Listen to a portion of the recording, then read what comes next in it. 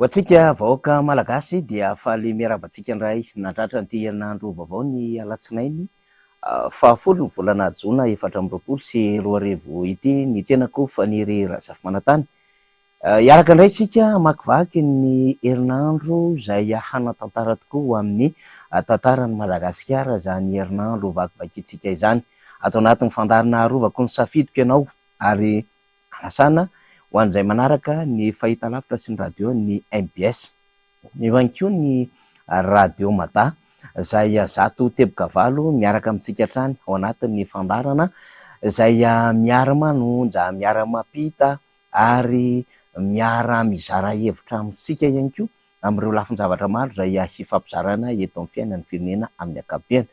Ny eto an-toerana moa izany dia akasitrahana avy hatrany ireo mpampita mivatana ny fandarantsika ary ireo mpampita ny fandarantsika ihany koa amin'ny alalan'ny famerenana izany. Anareo izay any amin'ny faritra rehetrarehetra ka mandray an'ity fandaran'ity dia arabaina avokoa araka izany, indrindra ireo namana any ampitan-dranomasina amin'izao fotoana izao. Ny fanarahantsika mivatana ihany koa satria dia miaraka mivatana mijery ny fahitalavitrantsika amin'izao fotoana izao amin'ny alalan'ny MBS, amin'ny alalan'ny page izany Facebook sy ny YouTube dia arabaiko ato anatin'ity fandarantsika ity. Tompolasy tompovavy dia iresaka tokoa itsika ny fiainan'ny firenena amin'ny ankapobeny, indrindra manodidina ny fifidianana solombavambaoaka izay nitanterahantsika tamin'ny 27 volana May lasa teo izany. Etona aloha izany dia mitondra ny teny fialantsiny amintsika satria dia tara teo amin'ny 9 minitra teo na 5 minitra mihitsy aza ny fanombohan'ny fandarantsika. Ny antony moa izany dia sady antony an-tongotra, sady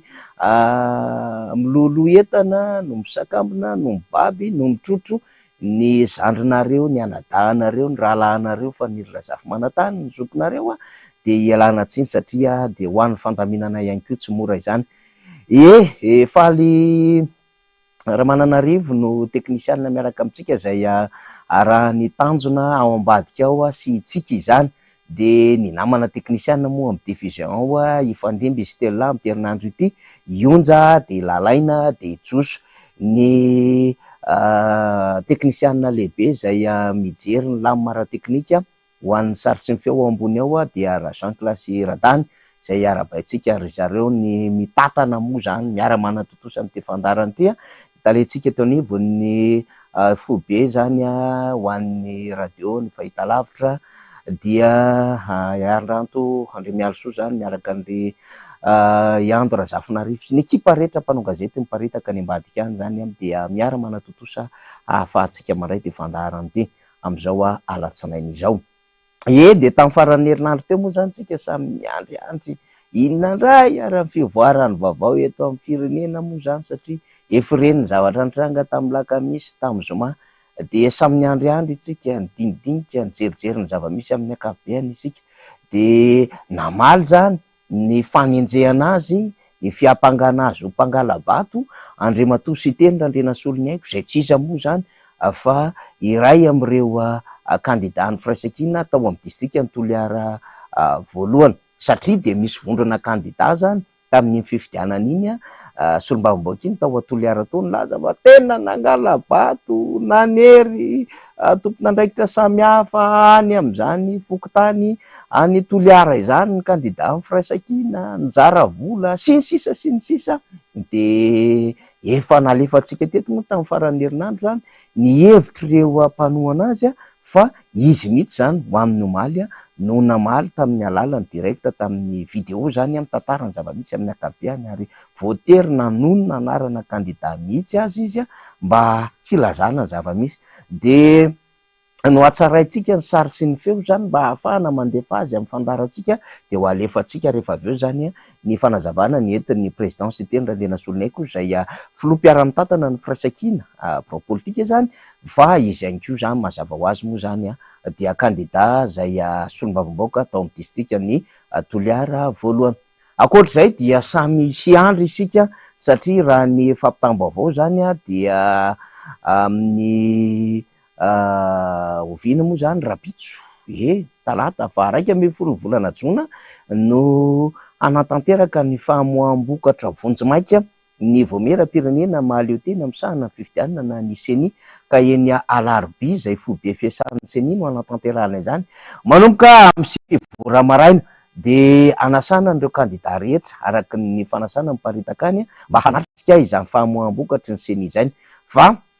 tamin'ny zoma teo moa zany dia nanatsatra ny famoahana fironam-bokatra ny atao hoe fironam-bokatra dia tendansa ny seni zany dia efa hanomana amin'ny délibération amoahana ny valim-pifidianana vonjimaika na résultat provisoire izy ireo izay ho tanterahana raha-pitso talata dia ho resadresahantsika eo mikasika izay fa eo amin'ny vaovao eo miseritreram-pirenena satria tsika moa zany nanatanteraka fifidianana solombavam-bahoaka dia ny tany Eropa tany ihany koa dia nanatanteraka fifidianana solombavam-bahoaka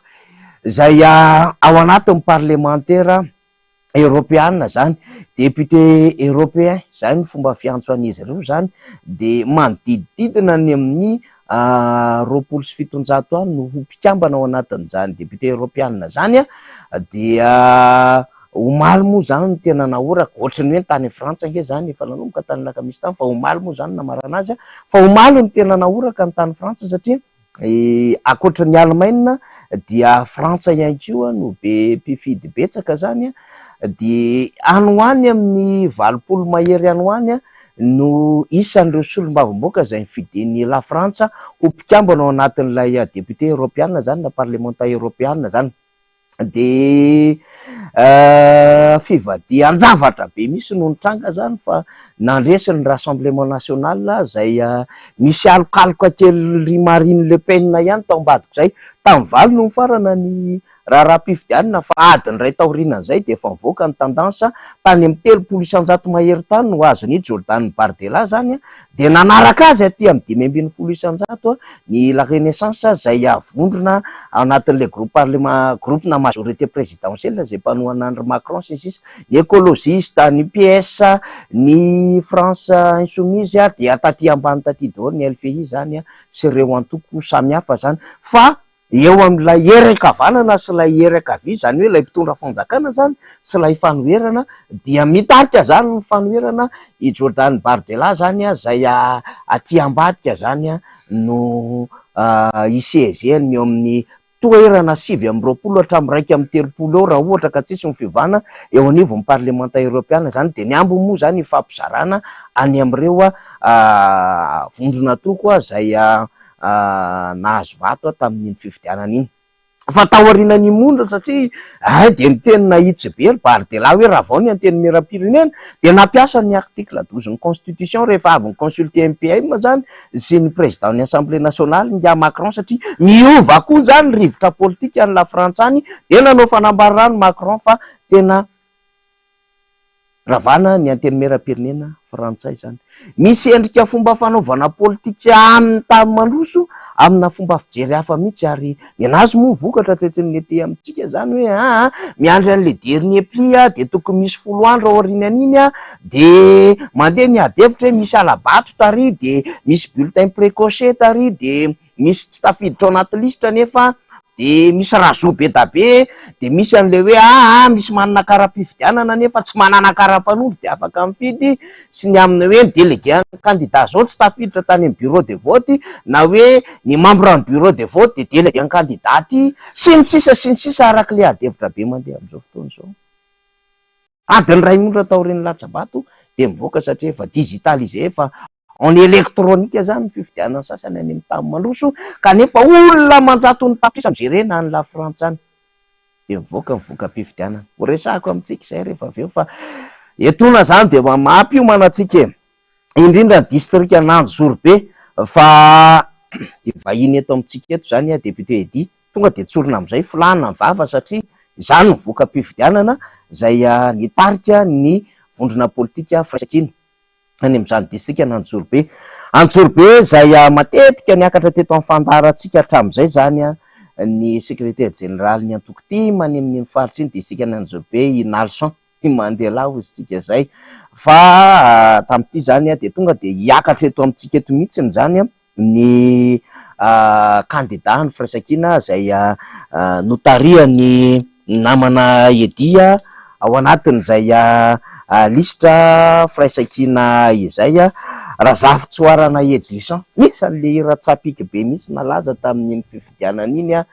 de anisany nampalaza Nandro Zorobe, nampalaza ny kandida ary anisany ihany koa nisarika mihitsy ho an'ny rehetra izay ametraka fitopisana amin'izany kandida amin'ny firaisan-kina izany. De hiakatra amintsika eo zany ny solombavambaoka édition Razafintsoarana na député edy zany ho an'ny Anjorobe izay mitarika amin'izao fotoana izao, tsy edika-hevitra mihitsy fa tena mitarika any amin'izany distrika Anjorobe zany, miandrandra mihitsy Anjorobe zany ny tena mba hanana tompon'andraikitra izay heverina fa hiady ho an'ny tombotsoan'ny vahoaka. Anjorobe moa zany miainga avy aty amin'ny PK0 de mahazo amin'iny lalam-pirenena fahatelo iny de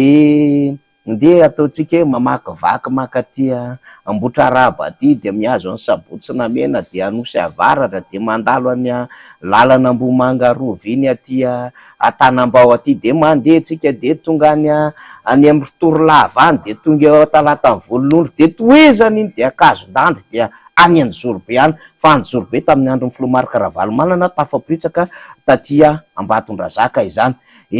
Raha misy tena hoe tatoato nampalaza an'izany tanàna Anjorobe, distrika Anjorobe zany de ny resaka tsy fandriam-pahalemana izany ho resahantsika rehefa avy eo, ankoatra ny resaka lalana zany izay tena hoe tena adiny tanteraka mihitsy, satria rehefa miresaka lalam-pirenena moa zany de hoe RN2 sy RN4 de voadingana foana le RN3 satria ny RN2 zany de miala eto amin'ny PK0 mandalo amin'ny Besareto mandeha any Akadindramamahazo any de tonga amin'ny Tomasina, ny RN4 dia mandalo aty Ambobao Talatamaty Mahitsy de tonga any Mazangany de voadingana foana le RN3 zany de angamba mba hiratra amin'izay ny masoandro ny vahoaka Anjorobe satria nahay safidy solombavambaoka izay heverina zany fa hitondra an'izay etaetan'ny vahoaka zay ao anatin'ny distrika Anjorobe.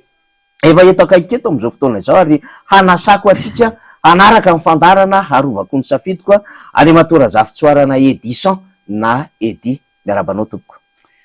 Faly miaraba antsika namana faniry.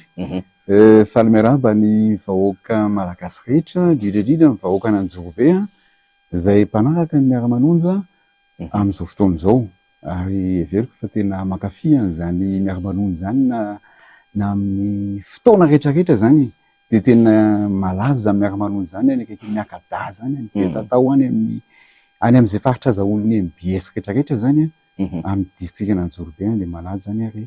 zava-dehibe ny vaniaina n'androny. Raha sitraka ao namana faniry aleo atao hoe candidat député marina fa tsara le antsoina hoe honorable na hoe député fa mbola misy moa zany ny dingana maro area zay voatory eo amin'izay toerana am'izay tsika na izanona tsy zany satria tsara ihany manetry teny na izanona tsy zany dia efisaorana sady ny vahoaka Anjorobe raha ny vokatra teo anivon'ny SRNV na ny CED zany distrika Anjorobe de mazava fa mandresy ny firaisan-kina raha sitraka ao azonao vakina ihany izy iny de amin'izay tfizakila manontany kely fotsiny any namana teknisiana faly ohatra mbola tsy mivoaka ny sarin'ny candidat édition ahoana zay, tsisy olana ara teknika aty amiko tsy mahita retour ho amin'ny fandaminana ara teknika. Ny ato aloha zany hovakiko amintsika, hovakitsika zany na ny compilation par district zany azotsika antoka zany ty fa avy any amin'ny SRMV ty zany ty moa zany section chargé ny recensement matériel de vote, ny Anjorobe de mamoaka ny procès verbal ny clôture ny travaux de la section chargée ny recensement matériel de vote de mazava tsara zany ato mitovy mihitsiny ho an'ny taratasy eto an-tanatsika amin'izany amin'izao fotoana izao ny candidat firaisan-kina ny mitarika Andriamatoa Razafintsoarana édition izay nahazo vato manodidina ny 3,990 16,693 na 2,30,7 isanjato de mazava ho azy moa ny candidat miaradia amin'ny fitondram-panjakana manodidina 5,920 sy 5,000 sy R1 na 15,825 zay mameny ampahambokatra 30,4 isanjato izany de samy hafa reto taratasy ety an-tanako reto zany ny ray avy anivon'ny seni moa zany fa ny iray de ny travaux zay navoaka ny teo anivon'ny SRMV zany famaranana ny fanitsana ny vokatra tany amin'ny distrika na Anjorobe. Raha ity zany raisina aloha zany dia mitarika ny candidat ny Firaisankina Rapitso no amoaka ny vokatra vonjimaika ny eo anivon'ny Seny, ary aorinan'ny Rapitso moa zany de mbola misy ny vaninandro zay nomeny lalàna ny ACC aorin'ny famoahana vokatra vonjimaika ny Seny dia mbola misy andro maromaro aorin'izay hamoahan'ny ACC ny tokony vokatra amin'ny fomba ofisialy, satria fifidianana sy ny mamoaka moa zany dia ny ACC mamoaka azy amin'ny fomba ofisialy, ny fifidianana communal kosa indray moa zany iny de anivon'ny tribunal administratif iny zany. Ka raha io ny vokatra Andriamatoa Razafintshoarina édition amin'ny akabeany aloha nanahoana sy nanahoana no niantrehanareo ny fifidianana tany Anjorobe, zany hoe tamin'ny andro ny fampilezakevitra sy ny vanim-potoana zay nanatanterahana ny latsabatom-bahoaka amin'ny vatana ny 7 ny volana May 2024. Misaotra namana Faniry. Raha sitrakao mamela aloha nazava kely zany contexte na totsika hoe fifidianana solom-bavim-bahoaka hatramin'izay tao amin'ny distrika n'Anjorobe. Hatramin'ny totsika hoe raisitsika tamin'ny fa lavalava zany misy ny antsoina hoe député avy amin'ny fitondram-panjakana tamin'izany andro fotoana ny Arima, antsoina hoe Berabe moa fiteny Alberabe moa fiteny azy. Tena izy tamin'izany tena nahavita mihitsy kosa aloha nijery totsika hoe ny ambanivolo sy ny rehetrarehetra, ary somary amin'ny configuration géographique moa zany na ny tontolo géographique ny Anjorobe somary mizara roa kely, misy le ilany Andrefana de misy le ilany Atsinanana. Ny Andrefana zany de miditra eto Talatavolonondry tsika de mandeha amin'ny Sadabeny de makany Analaroa, de na ianao makany Belanitra Tanety be anaty volo, na ianao makany Ambatomanoana, de misy commune any Androvakely any, misy an'izany Bernono any zany, misy an'izany Ambohibary any zany, zany ilany Andrefana, misy an'izany Ambomorary zany. Misy indray aty amin'ny RN3 mihitsy, zany hoe mingeva aty Antananarivo de miditra ianao makaty manaraka ny RN3 tonga Mangamila de Anjorobe de mandeha amin'ny commune anaky 2.10 aty Tsinanana. Ireo totsika hoe commune nafaritra anankiroa ireo somary samihafa ny condition climatique. Ny aty Andrefana somary mafana, maina, fa mamokatra le tany. Ny aty Tsinanana indray somary amoron'ala, ary dia misy kokoa zany ny rotsakorana aty amin'ny ilany Tsinanana. Tamin'ny andro ny fotoanan'ny président Ravalomanana 12 taona lasa zay teo amin'ny fitondrana, io lalana RN3 io dia vitan'ny minibus Mazda tonga araky ny lazaina teo makany Farafaravolo makany Ambatondrazaka na lala tany aza tsara tarehy. Ny RN3 moa tamin'izany de goudron adiny ray sasany aloha mandeha tsara tarehy. Amin'izao fotoana zao tena simba tanteraka, satria nandritra an'izay ataoko hoe 5 taona farany lasa fotsiny resako de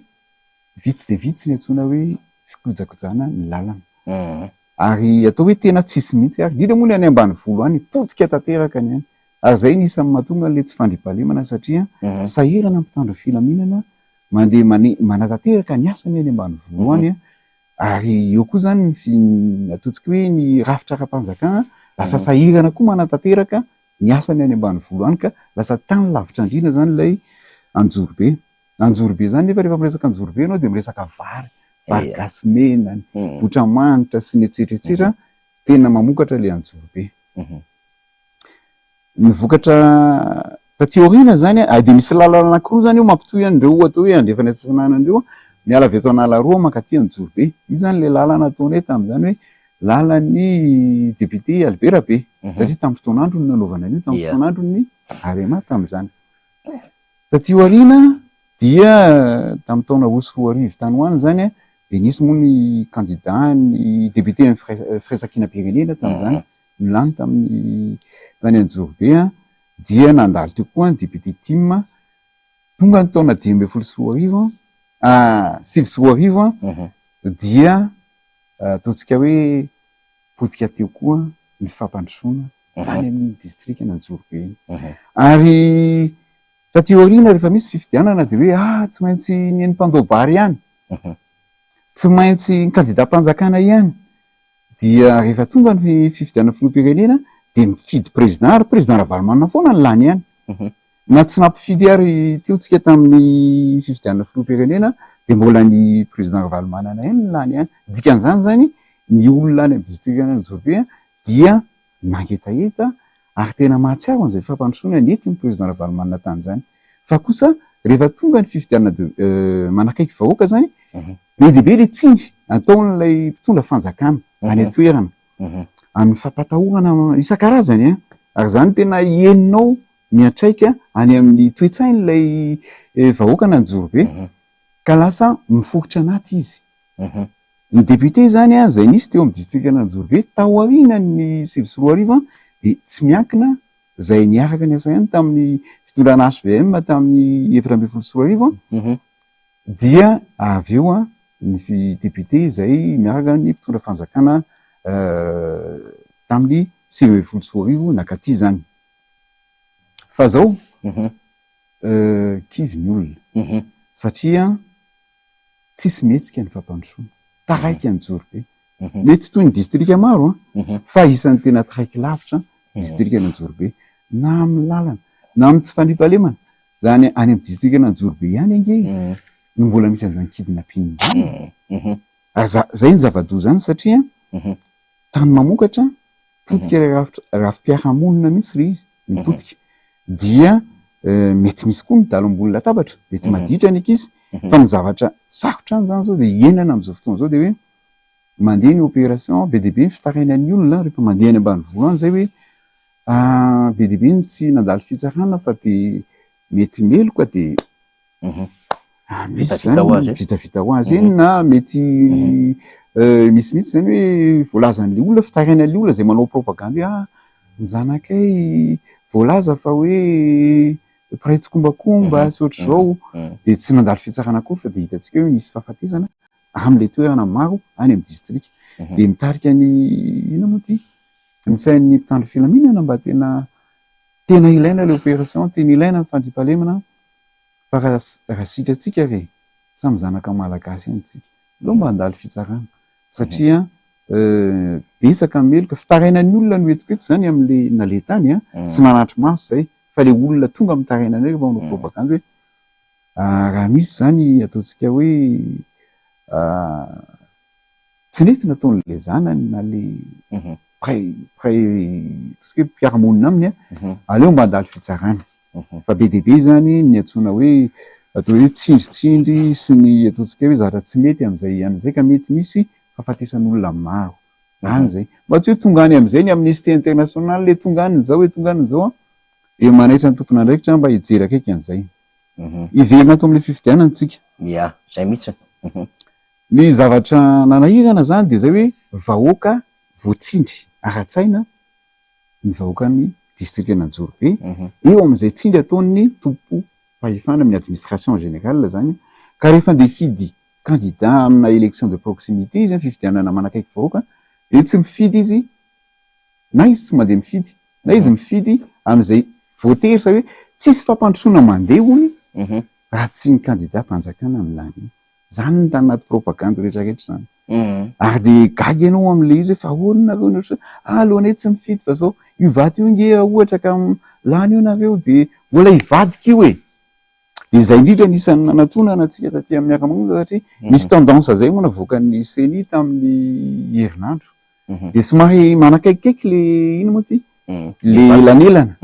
de io ary fa hivadika rehefa enonao le teniny any ambanivolo any zany any amin'ny fokotany isan-karazany de hoe zareo mpiaraka amin'ny candidat mpanjakana hoe efa zareo no mandresy efa zao ny andrasana ho ny ACC de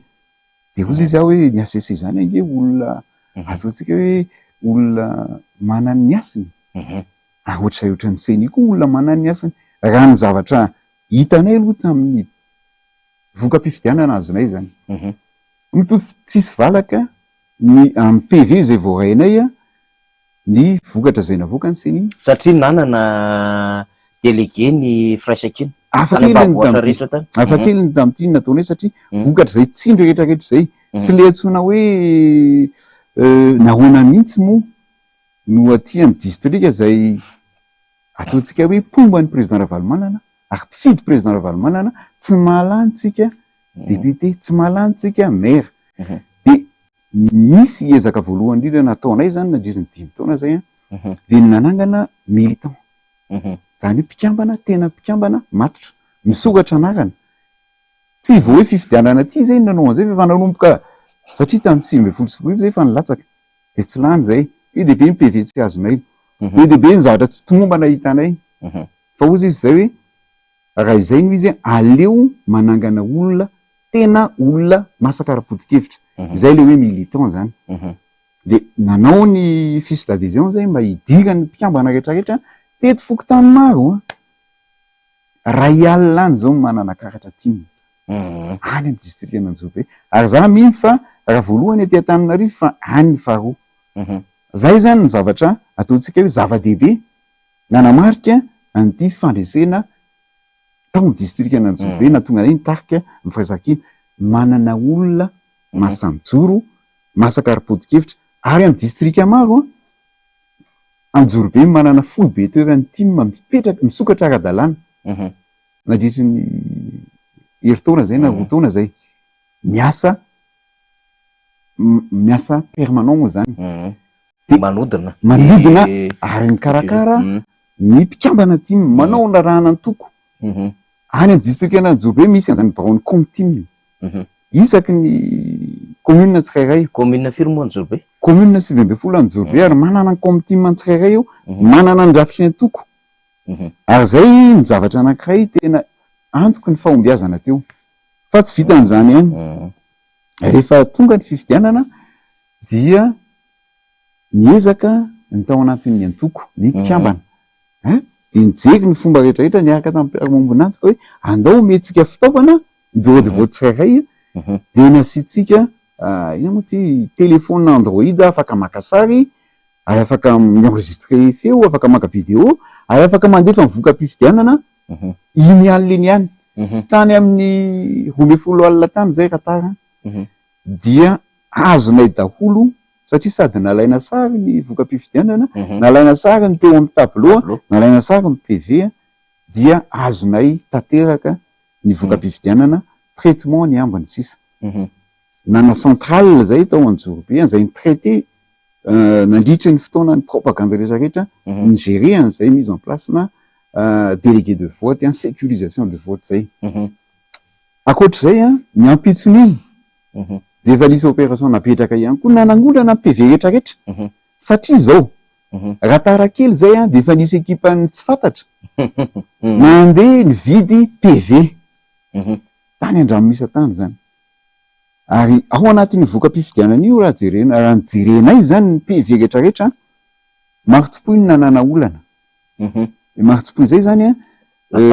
lavidavitra io farany ilany ary matetetika ny andrenesana kidina sy fanafiandalo any avaratra andrefana any izy io akaikaiky ny limitrophe ny Akazobe zay misy maritsim-po iny teo atapi-tanàna mihitsy nefa zay raha nanao propagande tany tena vahoaka zany zay nalehanay rehetrarehetra kosa aloha vahoaka leo tofoka zay zany no hitanao ary renao hoe tena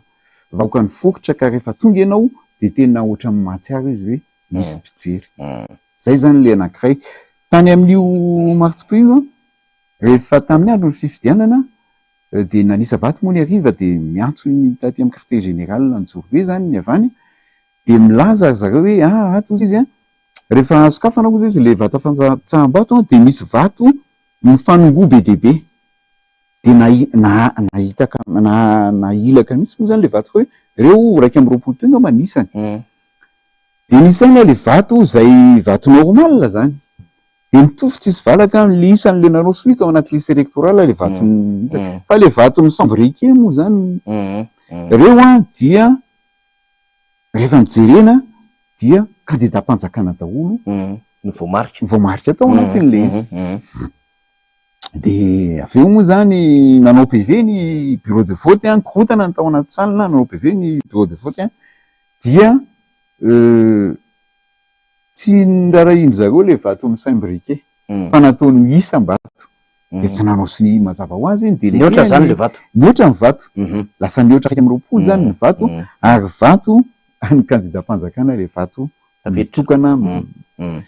de zay natao hoe incident anankiray zany ohatra ny incident ataontsika hoe mety nitranga afaka ohatra tany amin'ny ilany any Bernoulli indray any koa zany atao hoe mandresy zany lavitra koa zany fa ny any zany rehefa 5 telopolo ana de aveo tonga de hoe 50 ho an'le candidat-mpanjakana de ny zavatra nisy tany ny rajout be dia be ary zay natonga hoe nana de fa téléphone Android sy ny etcetera ary zay hitanay ihany hoe misy le facteur humain zany le maha olona le délégué satria ny zavatra hitanay zao tamin'ny fotoana tamin'ny tety bureau de vote vitsivitsy zay dia andrahoany zareo sakafo le délégué miaraka amin'ny sakafo membre bureau de vote de makary amin'ny toelana anankiray ary de any ny sakafo de sendra tonga moa zay de hoe fa hoany ty bureau de vote ty no mikatona kely ohatry zao ary inona reto olona reto ay zany délégué ny candidat hoe mbola misakafo arizy zareo de arizy nareo de membre bureau de vote de inona zany ny ataonareo ato zay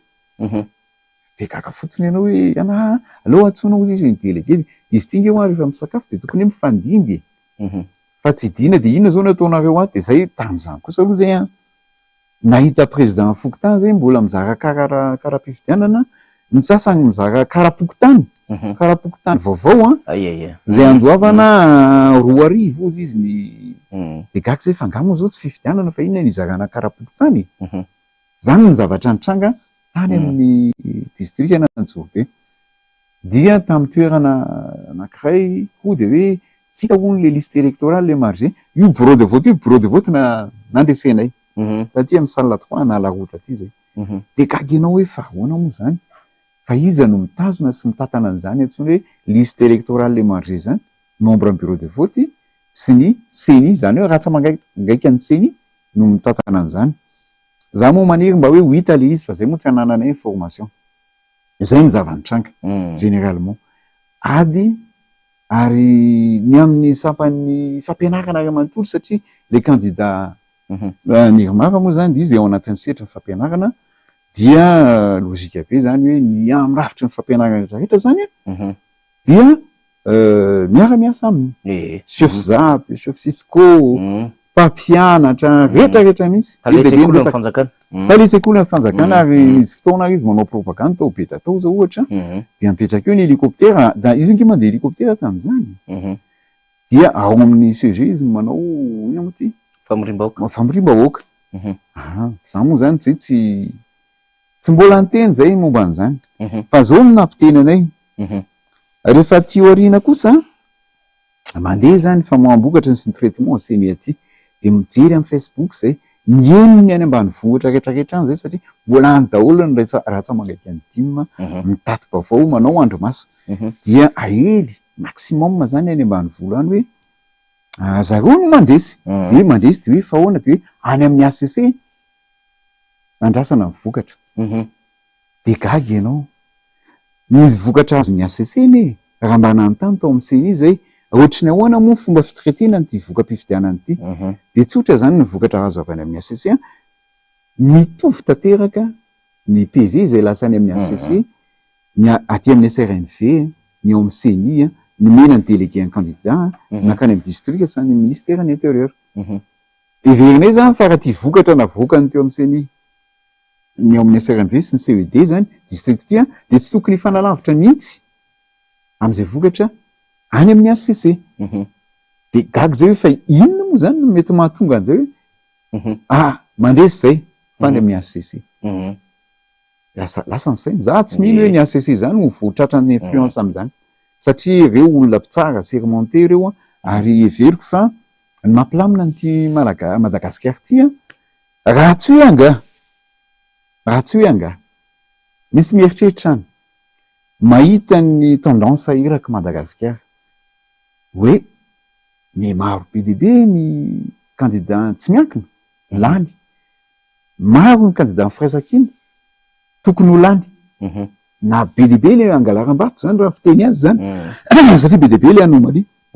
dia anomalie io fa le fraude le fraude électorale dia mieritreritra angamba no ny sasany hoe andao anao ahoana zany disoina ny eritreritry ny vahoaka ny atoerana hoe zareo mandresy fa satria misy ketrika tiana atao satria matahotra hoe omaro anisa ny mpanohatra eo anivon'ny antenimera fireneny zany efa fijeriko azy raha ny kabary sy ny fomba fijery ny raisana atao anaty firaisankina de tsotra hoe ilay fahifanam-panatanteraka no hita tsy mahavita raha ataoko de hoe somary plafonna zareo zany amin'ny fampandrosoana dia mitaraina ny vahoaka de zay no mahatonga an'io fironan'ny olona indrindra fa nde vohim-pahatany zay manana ny vaovao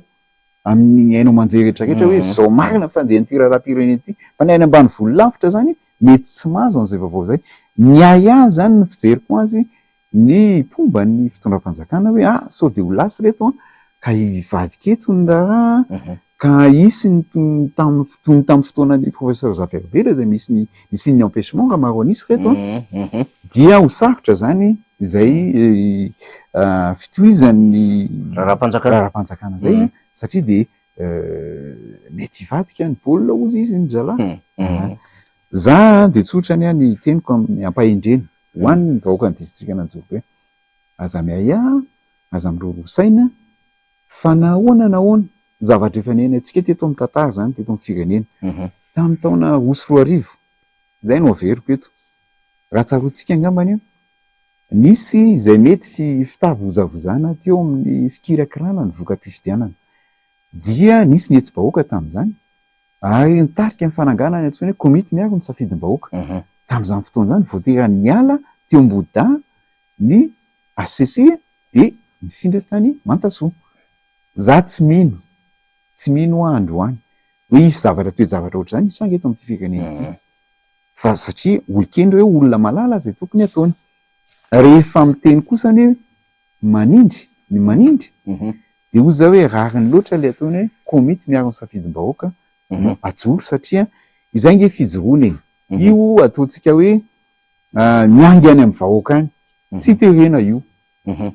fa lay vahoaka mahatsapa mety mahatsapa ny tsirariny no mijoro ohatr'izay le tamin'ny 2004 io tsy hoe fikambanana nakao ajoronao androany de mijoro etsy fa io karazana événement zany fa de zay hoe hiaro ary zay moa ny fandarantsika raha tsy diso arovako ny safidiko dia izay no antony anentanana ny olona tsy salasala hijoro hatrany hiady amin'ny tsirariny mandeha amin'ny fahamarinana sy ny ara-dalàna dia efa natsidika ao ihany izy teo Andriamatoa Razafintsoarina édition mikasika an'le resaka hoe komity miaro ny safidim-bahoaka tamin'ny alakamisy teo de efa nampahafantarina tamin'ny fomba ofisialy zay ary miresaka an'izany Filoha Marc Ravalomanana ny tao anatin'ny vonona politika firaisankina fohy be zany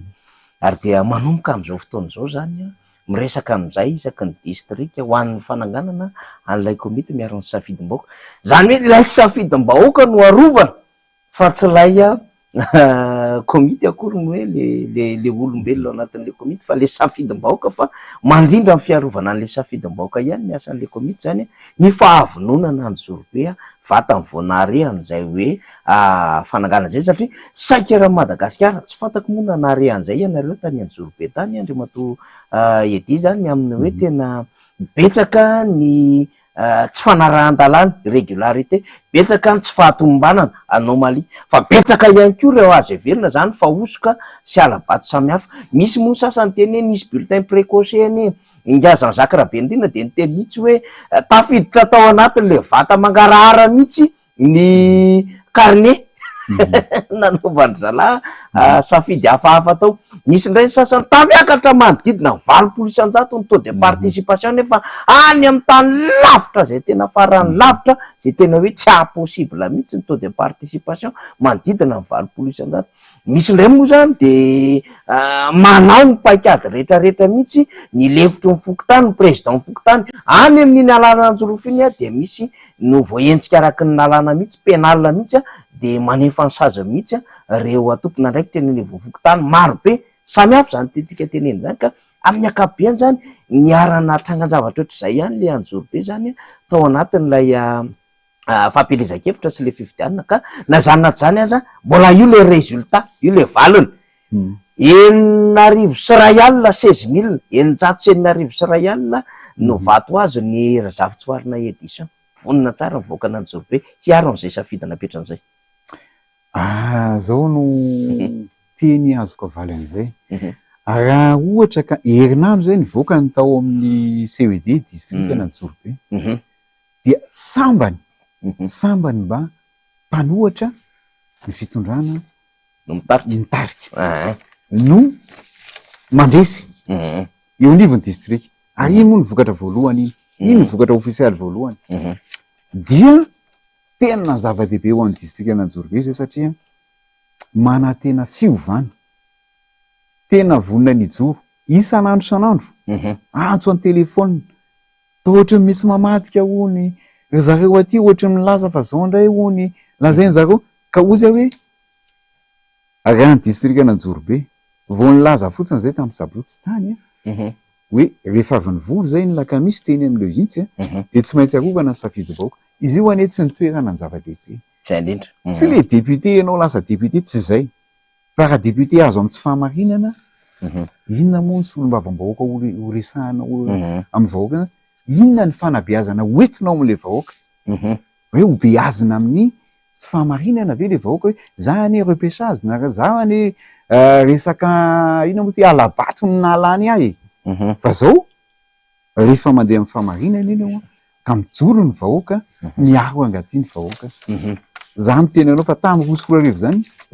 be dia be ny vahoaka niakatra taty Antananarivo, tamin'ny 5 zany tamin'ny fiverenana président Marc Ravalomanana, ary isaky manatrika congrès zay teneniko anao zay hoe rehefa nalefa le karatra tiny raha alina zao manana karatra tiny.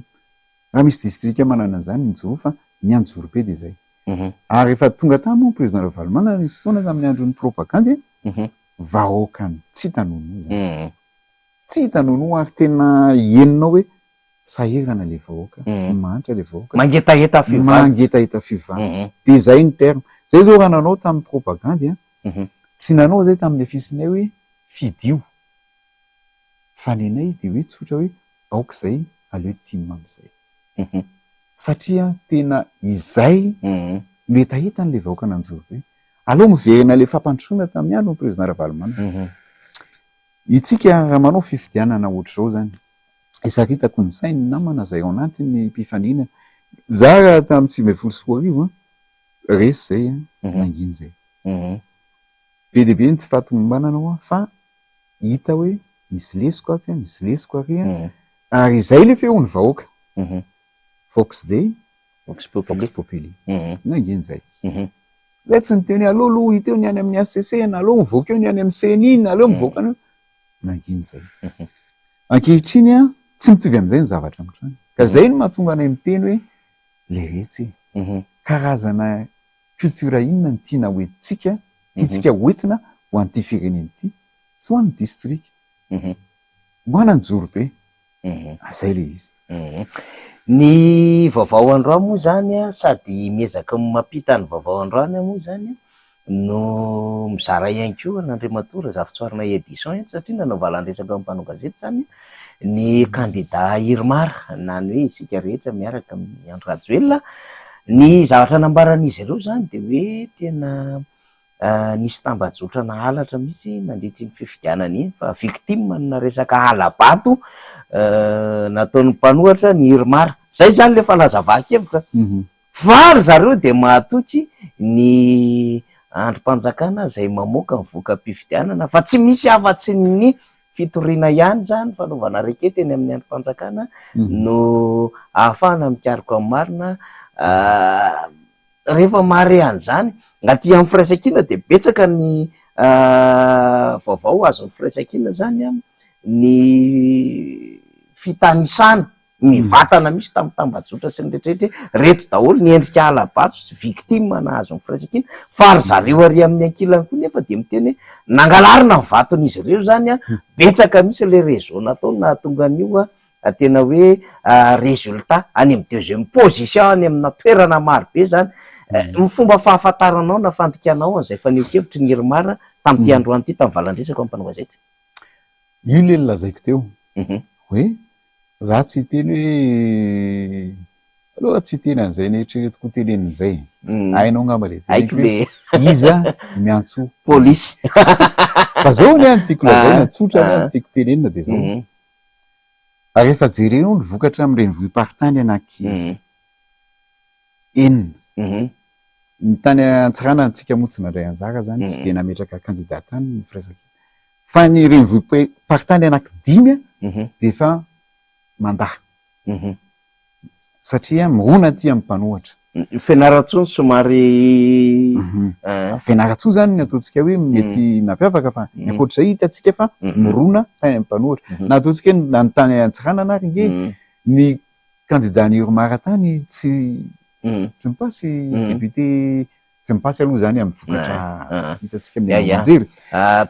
satria tsy miankina no mitarika ao Antsirana voalohany. Ohatr'izay zany ny tiako lazaina hoe misy ny fanahiana hoe tena tonga saina le vahoaka mety hivadika ty raharaha ty baolina ty de zao zay ny nampiresaka ana 2002 teo hoe roa sy roa arivo satria misy aya mavety zany any ambadika any misy fijery efa mahita hoe satria nge hoe tsapanao ihany inona ny vitanao teto am'le firenena raha miteny ianao hoe sahirana le firenena ankehitriny fa iza ny nampahatra azy ary raha miteny ianao hoe aleo candidat-mpanjakana ihany no lanitsika ary vahoaka fa io afaka miara-miasa mitondra fanjakana 5 taona nitondrana teo anke zay candidat-mpanjakana le majorité tao anao fa nakaiza nefa le firenena ianao ihany no miteny androany fa mahatra le firenena gaboraraka eo amin'ny fitondrana ny arem-pirenena mivoaka ny ivelany etsetratsetra ary raha miteny ianao hoe miatraika any amin'le vahoaka ave le eritreretinao hoe fampandrosoana za zao te hiteny fotsiny satria eto Antananarivo tsika no miresaka rehefa miresaka tsika ny lalam-pirenena rehetrarehetra zao ohatra potika daholo tsisy entretien ny RN3 RN4 RN2 RN7 nefa ianao mahita téléphérique zay ovy otokanana tsy ho ela tsara amin'ny fampandrosoana ohatr'izany ny autoroute koa mandeha any io andeha any aminay ihany tsisy ny olana fa priorité ve zay satria ny anaovana an'io téléphérique io any ho any amin'ny 150 millions d'euros any ho any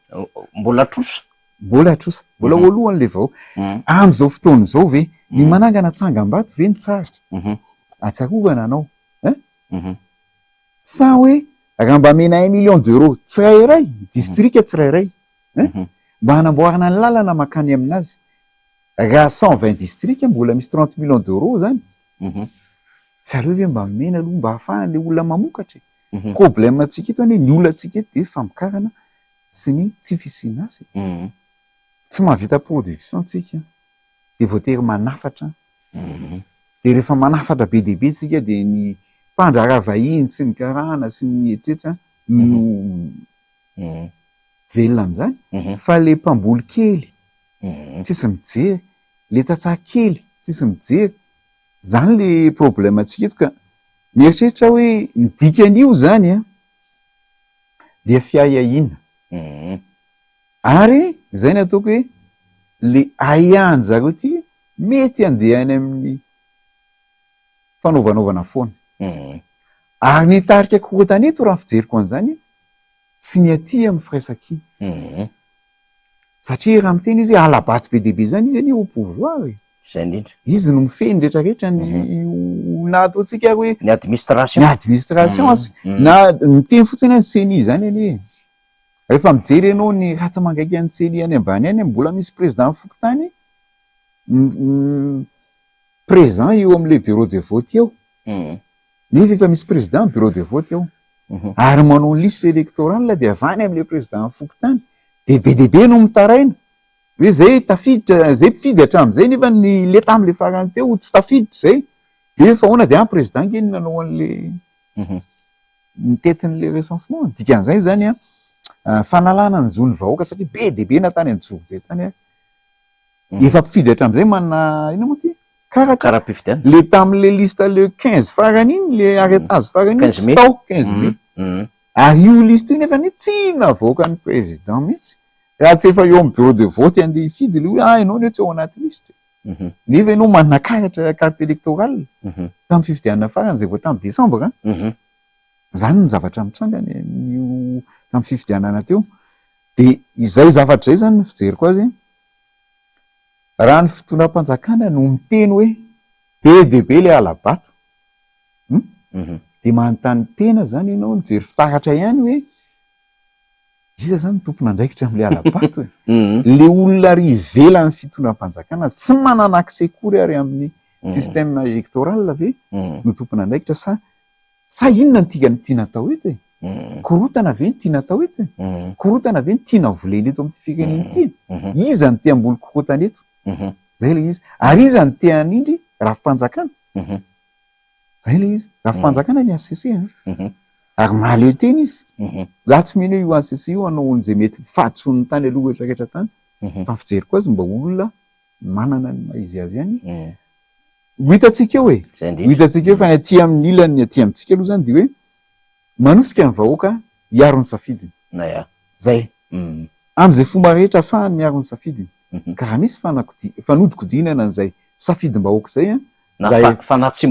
fanatsimbadiana an'izay de any vahoaka ny fahefana ny vahoaka ny tompony te farany anazy ny fahefana maraparana ny fivahinianana hoe tamfandarantsika arovako ny safidiko tsika ohatran'ny efa somary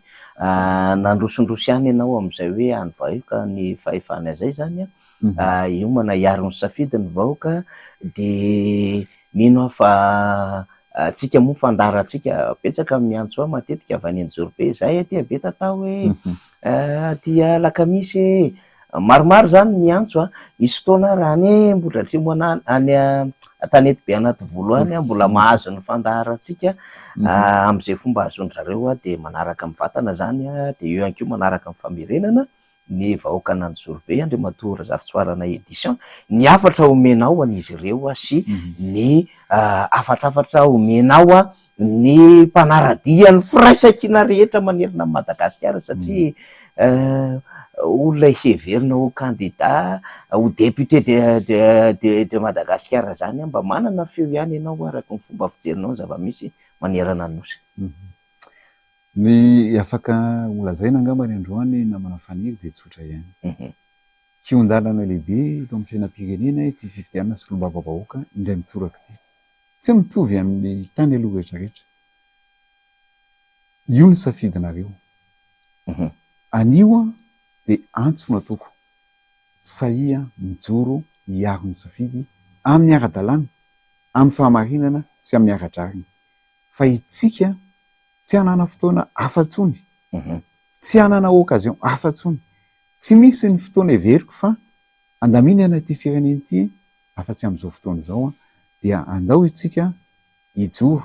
hosa ary io nareo vahoaka isika vahoaka ny antony fa rehefa tapa-kevitra ianareo tapa-kevitra isika manaraka ny ara-dalàna dia everiko fa isy fiovany ty firenena ity atsoatsy misaotra atsika namana faniry dia manao kopakopa-tanana amin'ny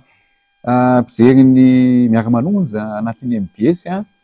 sambasamba mba niakatra teto arovako ny safidiko izy zao arovako ny safidiko mariny zany zay kopakopa-tamana ho an'ny Anjorobe ho an'ny Tsihoela rapitsy moa zany ny amoan'ny CNI ny voka-pifidianana vonjamaika dia ahoinan'izay tsika mifankahita misaotra atsika ary manao mandram-pianatra de misaotra n'Andriamatoa Razafintshoarana édition tsika mbola iverina amitsika rehefa aveo fa zao efa nanomboka rentsika nanomboka tamin'ny maraina teo zany ny hira fanentanana ho fiarovana ny safidim-bahoaka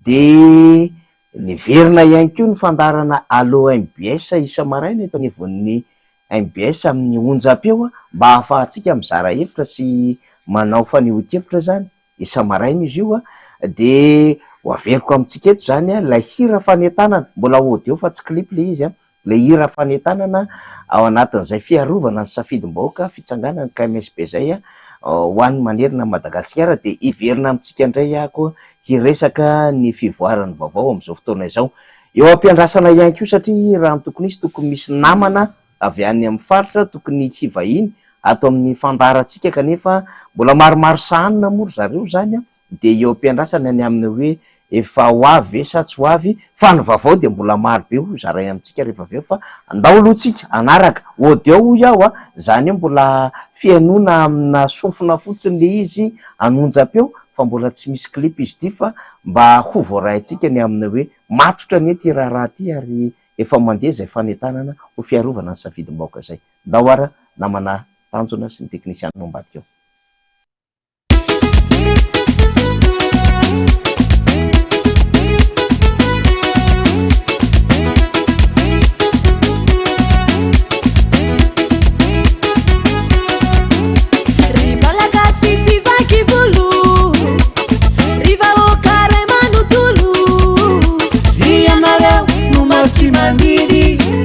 Misotonao nane usafidi misangana fatana kisike misi mangala chani fatu tike mila miteni fati mangina atsike tap mila mirahina komiti miaruni safidi bahoka komiti miaruni safidi bahoka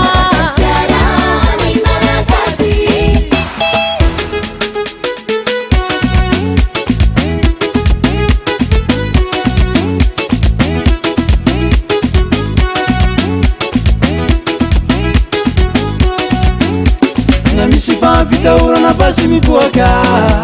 na inura mandalo tiga timichuaka seti mai subik mai fatambari ramu sivari simi fanari yari sikani la sabatu simama dikata tu watu bila mirai na sikana na kavi daulube lela na bebavi komiti miaruni safidi bahoka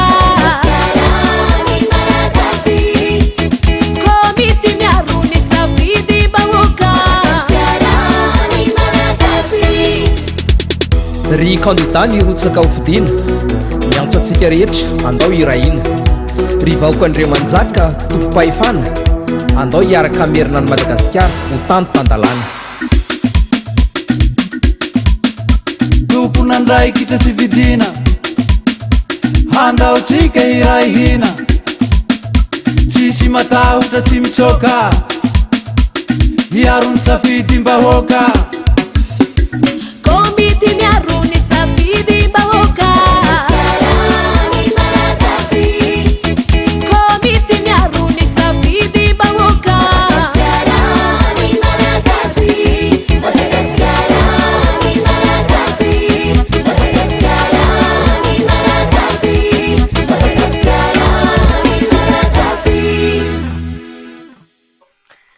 ya de iny sary iny zany sary namboariny ry Faly sy ny ekipa tao ambadika tao nandravahana an'le hira aloha fa tsy hoe iny le clip officialy fa ny hira no nalefatsika teo zany komity miaro ny safidim-bahoaka de samia manao téléchargement niny hira iny zany tsika any amin'ny district samy hafa any zany de samy miezaka ihany koa tsika ny maka ny vaovao amin'izay mety fametrahana ny komity miaro ny safidim-bahoaka isaky ny district izay zany teo moa zany zao de hitatsika ny fahavononana ny Zorobe mitarika ny vondrona politika firaisakina izy teny tena nisy namana ny teny mihitsy vao tamin'ny sabotsy no nyteny le raha namana hoe tany amin'ny district anisanay tsy hotonoko le district fa lavidavitra le district tany amin'le district anisanay nge faniry de zao hoe le résultat io de résultat zay efa misy mipaipaikady maro samihafa ny zareo zany résultat miampy pression satria nisy pression koa zany natao an'ireo mpiasam-panjakana reo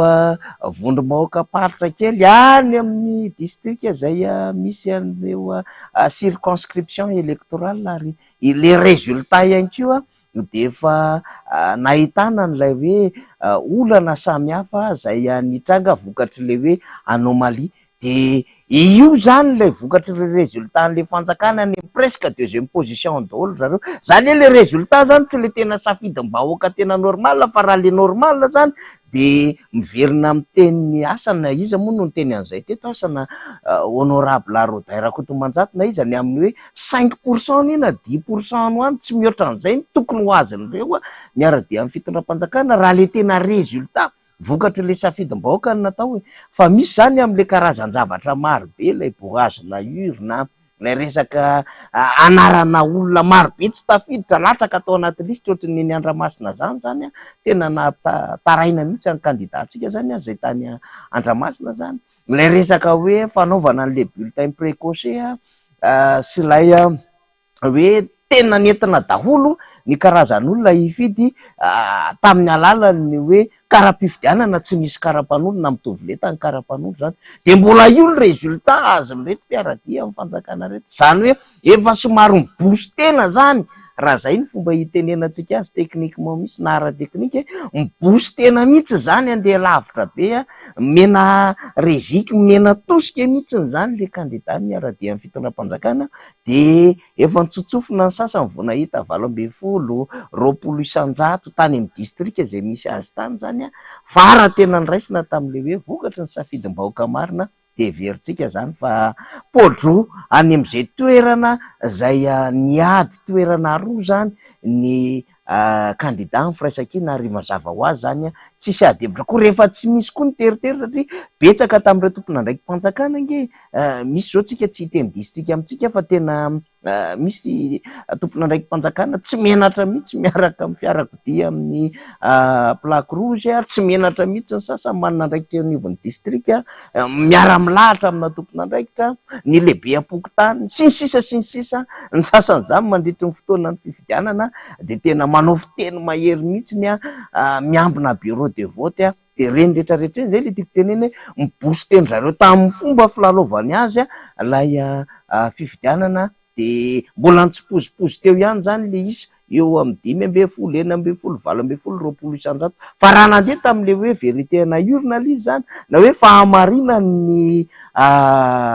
vata dia everitsika zany fa tena hoe nitsotsofina mihitsy lay mpiaradia amin'ny fitondram-panjakana raha pitsy moa zany amoaka azy ny famoaham-bokatra pahabe maso zany vonjimaika ny eo anivo ny voamera-pirenena mahaleo tena misahana amin'ny fifidianana de samy andro ny rehetra zany ny am'izay famoaham-bokatra zay manahoana ny mety hoe fironam-bokatra tendance mety iova ny vokatra navoakan'ny SRMV ve sa mety misy fiovana raha ny tokony izy aloha tsy manana fahefana hanova voka-pifidianana zany niseny raha ny tokony izy fa fanamariana no ataon'izy ireo araky ny confrontation zay ny lalàna mamea ny candidat hanao confrontation azo atao zany ny nivon'ny SRMV azo atao zany ny nivon'ny CNIFOB raha misy zany ny amin'ny hoe kajy tsy mirindra tsy mety zany de fanamariana arak'izay hita nandritry ny fampitahana na nandritry ny récomptage na voazany na hoe famerenana fanisana ny isam-bato azo ny candidat tamina distrika zay nirotsahan'izy ireo no tokony atao de iny rehefa aveo zany rehefa mivoaka ny vokatra vonjimaika rehefa aveo dia mandeha makany amin'ny fitsarana avy malalabandrena iny de anjarany ny ACC zany fa zay ny faniritsika mandrakariva zany everitsika fa mba tena ray aman-dreny anana an'izay fahaiza manao zany ny eo anivony zany androm-panjakana zay hamoaka ny vokatra amin'ny fomba ofisialy izany eo anefa tsy maintsy apetraka hatrany ny amin'ny rehetra moa zany zay endriky ny fahamailona zany dia zay le hoe tsy fahadisoana ihany koa ary tsy eloka ihany koa ny fiarovan'ny vahoaka ny safidiny raha ohatra ka misy ny endrika fiahiahina samihafa satria any ambadika any zany de efa misy mirehoka mihitsy ohatra ny tenen'ny candidat raha zavitsoarana édition teo avy any Anjorobe amin'ny hoe ny sasany aty amin'ny laharana faharoa aty zany rehefa mazava ny elanelam-bato nijery an'le enanelam-batona Anjorobe zao de manodidina ny 700 mahery any hoany fa ny ambadika any de efa misy miteny efa mandresy zay de efa misy manao félicitation de efa miresadresaka zavatra fa ny ambadika any engany eo zay nge le mahatonga an'le vahoaka maneho an'ilay aya am'izao fotoana zao ary mametraka an'le fahamailona sy le fitandremana maso sao sanatria zany misy tsy fitsimbadiana lay vokatra ho an'izay efa mitarika aloha zany fa ho an'ireo zay niaran'ireo hoe tsy ara-dalana tsy ara-drariny tsy araky ny tokony izy ihany koa zany de mametraka fahamailona de miantso amin'ny fametrahana n'ilay komity miaro ny safidim-bahoaka mba tena ho tao anatin'ny fanajana ny fanjakana tandalana ary mba tena hadiova an'le fifidianana amin'ny tena mangarahara sy le tena hoe fanaraka amin'ny tena ara-dalàna tena hoe juste zay zany e transparente le élection zany zay everina zany tokony tanterahana tamin'ny fahasivy amby roapolo ny volana May lasa teo de misy toromarika kely samihafa moa zany omeny tale atsika zany am'izao fotoana zao satria de eo am-piandrasantsika ny vahiny enganeka ho tratra ny ara-potoana tsara ny fandarantsika satria goava ambe koa no ambarany ty vahiny zay vahiny eto amin'ny fandarantsika ty de manasa atsika zany manasa atsika mba haharitra am'ty fandarantsika ty na de eo ary le fahatarana kely samihafa de manasa atsika haharitra zany fa zao ny alohany ny atongavany vahintsika eto amin'ny fandarana de efa natsidiko tamitsika teny amin'ny fiandohany ny fandarantsika ny amin'ny hoe ny kandida ho an'ny toliara voalohany dia nanao fanambarana ihany koa zany fanazavana ny zava-miseho tao amin'ny farim-pifidianana zay nirotsahan zany de ny kandidany firaisakina zay nitariha ny Siteny Randrena Solonena nahitana ny Perkintsa ihany koa zany zay lisitra faharoa de nitsoro mihitsy fa niezaka ny tsy nanao video na hoe nanao fanehoan-kevitra mivatana tamin'ny tambajotra sosialy izy tao anatin'ny fotoana ny fampelezan-kevitra sy namoahana ny vokatra ny antony zany de ho fanajana zany amin'ny endriky ny fikarakarana ny fifidianana fa misy ho izy fivoizana lainga mandeha am'izao fotoana zao ary tetika entina hanitsanana ny candidature zany disqualification n'Andriamatoa Siteny Randrena Solonena any ambadika any zany de candidat zay taty amin'ny côté amin'ny opposition ihany nisy azy taloha fa tsy fantatra hoe inona no natonga an'le ranamana io fa rehefa moa zany izy tsy nahazo mandahany firaisakina de nanao candidat tamin'ny alalan'ny tsy miankina le ranamana io zany de izy mihitsy no manao communication mafy am'izao fotoana zao nilaza ny aminy hoe de nikasy tanana ny candidat Siteny tary de namory mpianatra de nisy fizaram-bola de nisy zavatra ohatran'izao sy ny sisa zany de namaly izany ny candidat Siteny Randrena Solonena zany hoeto natao anatin'ny fandaharatsika zany de rehefa aveo indray hiverina amitsika ao anatin'ity fandarana arovako ny safidiko ity enganeo ho tonga ara-dalàna ao anatin'ny fotoana zay hanatanterahantsika ny fandarana ny namana zany zay akivahiny avy any faritra satria goava ambe mihitsy ny zavatra horesahany ty ranamana ty hitazomaka atsika hanaraka ny fandarana fa ndaolotsika hanaraka zany ny faneho-kevitry député président Siteny Randrena Solonena koa de hiverina amitsika indray rehefa avy miarahaba atsika vahoaka malagasy rehetra miarahaba atsika koa indrindrandrindra fa atsika vahoaka ny Toliara androany moa fotoana androany ity nataoko manokana direct faharoa angamba nataoko hamalina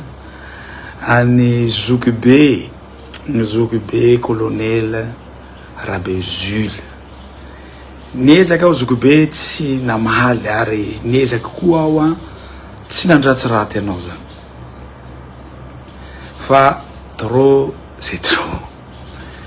ary raha teneniko eto ty raha misy diso jano tsy manao politique sy tena raha misy diso na ray ary tsy aveto anaratsiraty anao fa hiteny kosa aho zavatra marina tsy mendrika ny vahoaka ny Toliara zokibe colonel Rabe Jules ny andaingana ary tena champion du monde raha vandy sakina moteneniko eto mihitsy profoko vandy nataonao eo anatrehany vaoaka ny toliara amandaigny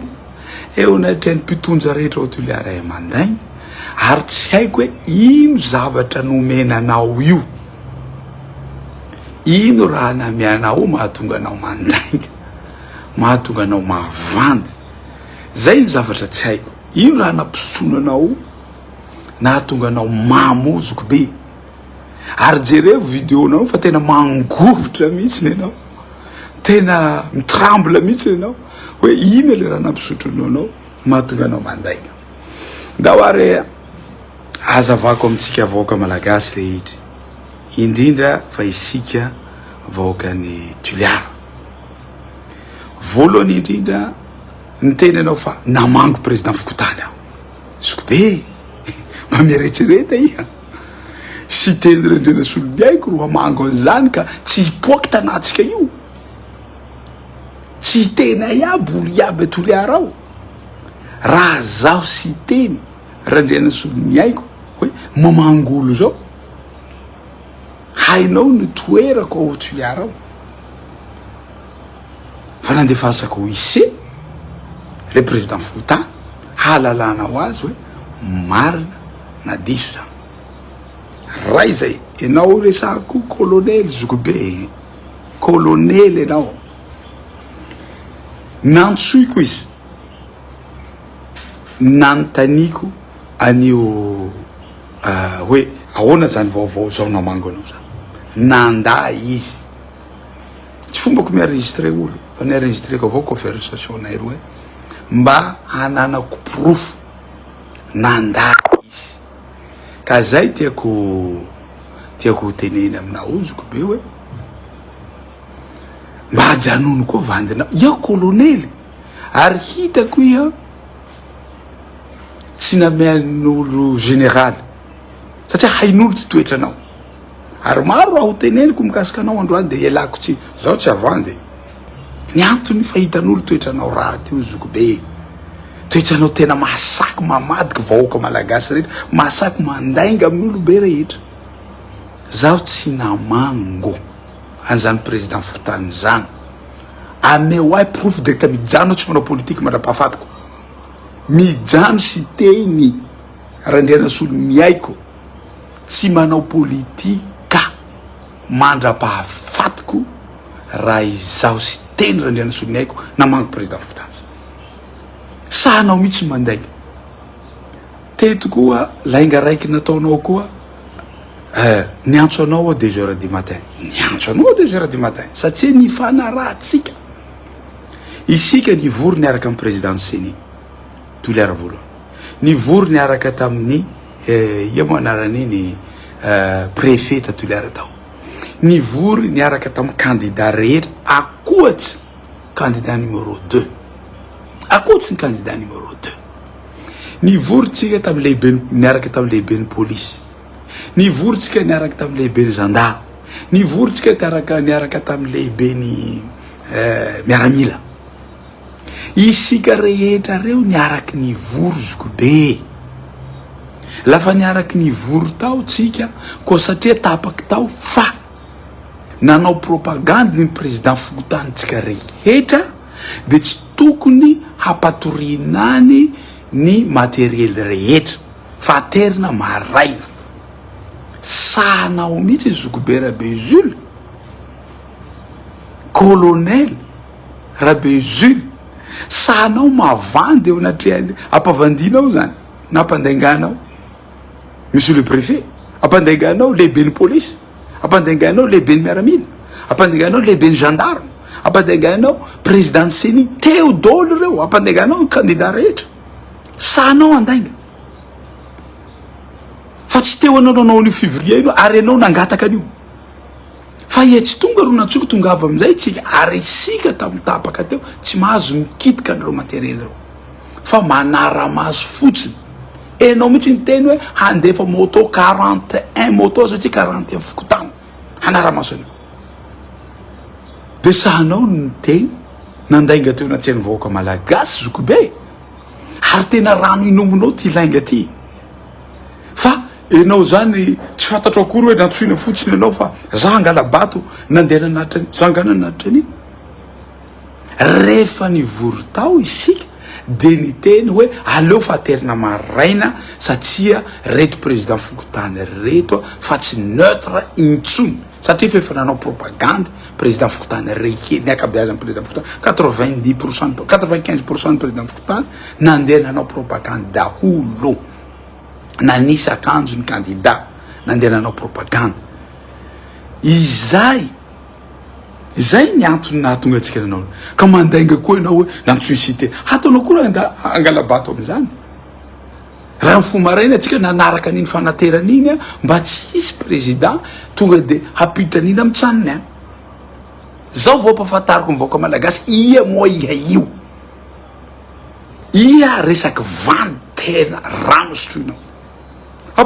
apafandinao mandainga dolo zany ry préfet mandainga dolo zany ry président Seni ny lehibe ny miaramila lehibe ny gendarme lehibe ny police ny candidat teo iaby tsika raha diso zao teny zao mitsangana reo olo reo fa tsy nivorytsika ary tsy nitenenitsika zany fanapaha-kevitra nataotsika miaraka aby zany zay fanapaha-kevitra nataotsika miaraka fa tsy hoe nomen'olona zavatra kelikely ianao nampisotroin'olo zavatra ianao tonga de mamy anao eny amy tele eny miredire hafangovitsy ny feonao tsy hitanao mangovitsy mihitsy ny feonao teo satsy nilainga taonao io ia mihitsy ny tamin'ny lycée le Rambouillet tao ino vava nataonao tamin'ny lycée le Rambouillet tao zokobe halatsy nataotao iny ia mihitsy nanday ho ise tao satria nisy zaza nampiditra ino anaran'tia zaza délégué ny candidat raiky tsy mamelatsy ho miteny zay candidat numéro 2 tonga de nalany bulletin tonga de natsofina ao anatin'ny hirona tao nilay bakeo ia mihitsy niteza tamin'iny kandroany azoko be mahitaka an'izany hoe tsisy aby raha iaby io fa nampinominy ino marina io nampinominy candidat numéro 2 ino ia io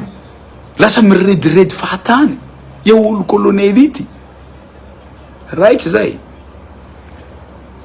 candidat tsika niaro anio vote io niaraky aby ary olo ray liste aminao niady niaraka taminay momba ny mpianatsy université ampidira ao zao momba ny olo baka Betsinjakana ampidira ao zao ary izy vonona ijoro vavolombelo contre anao colonel olo ray liste aminao io teo nialy aby androany sy teninanao azy amin'ireo profo raha nisy fionako tamin'ny mpianatsy université na ray na nanao karaha-pifidianana amizareo ray tonga de mijanona tsy manao politique ary raha zao le hainao fa ia mavandy iziko be colonely tsy menjika anao mihitsy natao colonely ary mialatsiny aho ary zay ny antony tsy nanomezanao généraly satria clipnao ny marina fa tsy avandivandy eo ia aiko olo manahaka anao toy ro atao général zao tsy hamena sy tanay aby toy tsy vitan'izay ia moa raha bezily io iana izoko be raha nisy olo namotika zao vavia zao ka ireharehanao tamy télé teo iane misy diala amizay vavia io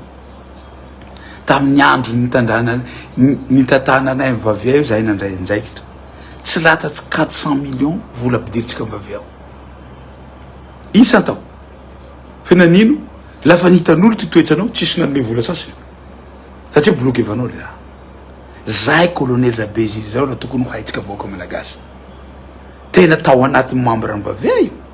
niaraky taminay tao fa io toetrany ratsy manao honity io napotiky vaviana io hinanaky zao vavia io tsy misy olo manome drala sasy zahay vokai zahay iaby tsy latsaky olo manome drala tsy hamaro fito eo zahay 400 millions tonga de ao amy fikambanany vezero fa no raha raty ataonao nangataky tao teo ty koa raha raiky fa nataony olo colonel io nangataky iha nangataka aby vezero nangataky camion tamy cité tamizay misy condition isina hoe densité nomeko le camion ka ia ilatsaky député nivononao camion na vononao eto anatrehany directako zao raha say valio aho ampolio amy vavia camion fa amboariko soa ary ametsika ny vavia fa fatahoranao ahy fatahoranao ny cité de avononao le camion zany tompoko nitoetrany zany Rabezily zany tsy menatra mahavandy ary sahala my rano sotroinao mihitsy lelainga ka hoe mieritreritra zao atanao tsona maly satria fantatrao tsara fa zaho kolonely tsy nanaraty anareo andany jerenareo vidéo amin'ny campagneko tsy nanaraty ao na indray mandeha niteneniko rahalahako aby rao maniry te hanasoa tanatsika toy fa problemanao zoko be tena mahamenatsy anay mihitsy ary mahamenatsy miforsa mahamenatsy ianao atao hoe colonely ino sakivola hoe colonely ia mendriky colonely olo manahaka anao ity lainga tena lainga tsena tsy haiko mihitsy raha nataonao ty zaho tsy mandaratiraty anao misy raha tsy nety raha zava-teneko eto tsy marina zava-profony satria teo anatsian'ny préfet teo anatsian'ny président Seni teo anatsian'ny lehiben'ny miaramila ana Tuiliara lehiben'ny gendarme lehiben'ny police candidat nylesany io zao repifiny fa niteny mbona andainga tamin'ny candidat efatsy reo koa e zaho manaprofo e zaho manaprofo e zaho manaprofo izy androany profonao tsy nabokinao tamindrozy zay nahatonga any rahalahy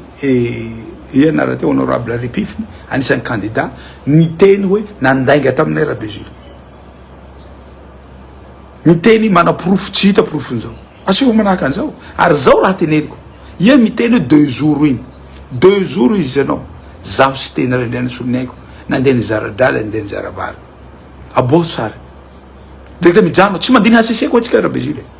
colonely tsy mandina ACC raha hitanao nizaradraly nizaravaly aho tany mifokotany tany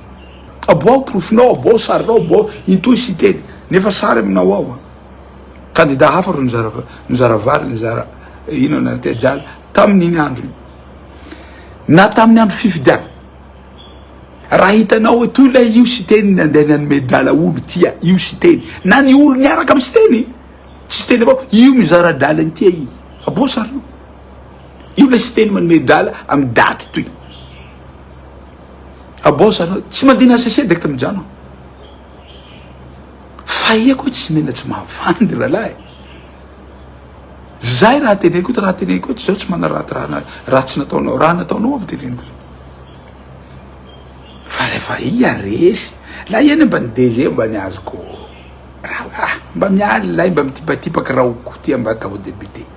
la iany 3e 4e position misy anao tsy menatsy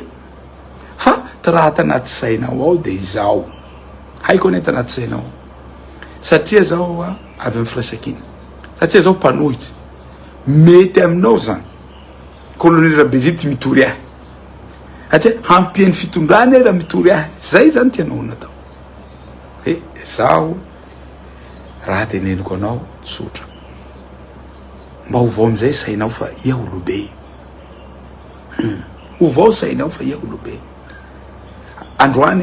etya amaray aroa raha tsisy profo aby raha tele zaho tsy mandiny ACC ary mialatsina ro samy mali ny aviavy nandroany zaho tsy mandina ACC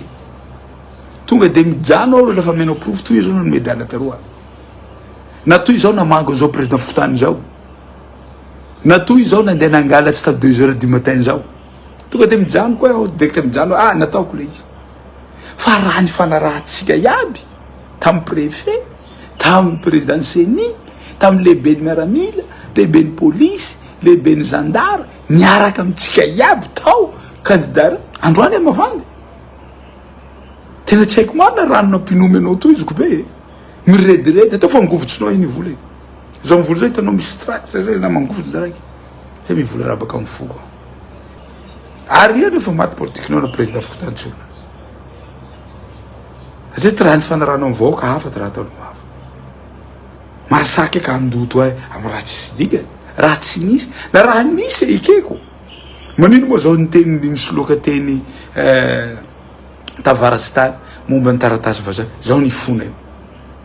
nifonao tamin'ny voaka malagasy rehefa hitako nisy raha dila tsy lay teniko iny fa tsy tapobaka mifoka zay natao hoe olailahy olo mijery ny vahoaky ka ho fahananao lalitry ho fahatany olo iaby atanao zany niezaky tsy niteny nieno ary nandiniky soa fa hitako hoe fa trop le raha tsy maintsy mamaly anao zao ka tsika vahoaka ny Tuiliara aoka calme avao tsika iabiaby fa fa vita iny fividiana fa naneho ny hevitsitsika isika. Avelao ny seni anao ny asany, avelao ny ACC anao ny asany. Efa iny teneniko teo iny misy voka-pividianana tsy mety appeler sasy fa mitapy le ordinateur, le software ndrozy ka angao ndrozy iregle an'izay fa miandry ampatonina isika. Fa resaka rahabe Jules tia ifa ny valiako teo iny anjaratsika iaby mandiniky raha ny volaniko rezay. Ka dia misaotra atsika vahoaka malagasy rehetra ny tenako, misaotra atsika vahoaka ny Toliara ary manantena ny fahendretsika. Misaotra tompoko lahy, makasitraka tompoko fa. Eny ary de makasitraka ny namana teknisiana moa zany nahafahantsika ny andefa ny fanio-kevitra nataona Andriamatoa sy teny Randrena Soloniaiko iny izay filoha mpiara-mitantana ny vondrona politika firaisan-kina Foibe mitarika ny prositeny kandida solombavam-baoaka mbola am-perinasa amin'izao fotoana izao izay ao anatin'ny distrika ny Toliara voalohany zany. Sehatra nahafahany nitondra ny valin'ireo resaka momba azy zany, droit de réponse moa zany nitondrany azy teo zany noho ny hoe be loatra le resaka inena voizina zany amin'izao fotoana izao. Fa any ambadika any koa moa zany misy tetetika maro samihafa ny amin'ny hoe misy fangatahana ny hanitsanana ny tsy maha-kandida azy zany na disqualification moa zany. Raha mpifidianana avokoa zany resahantsika rehetrarehetra izany dia niezakitsika zany tato anatin'ny fandarana arovako ny safidiko tondra handeha ny fanio-kevitra ireny. Efa nambarako amintsika teo zany fa hisy vahiny izay avy lavitra hiaraka amintsika eto. Andriamatoa sy teny Randrena Soloniaiko faritany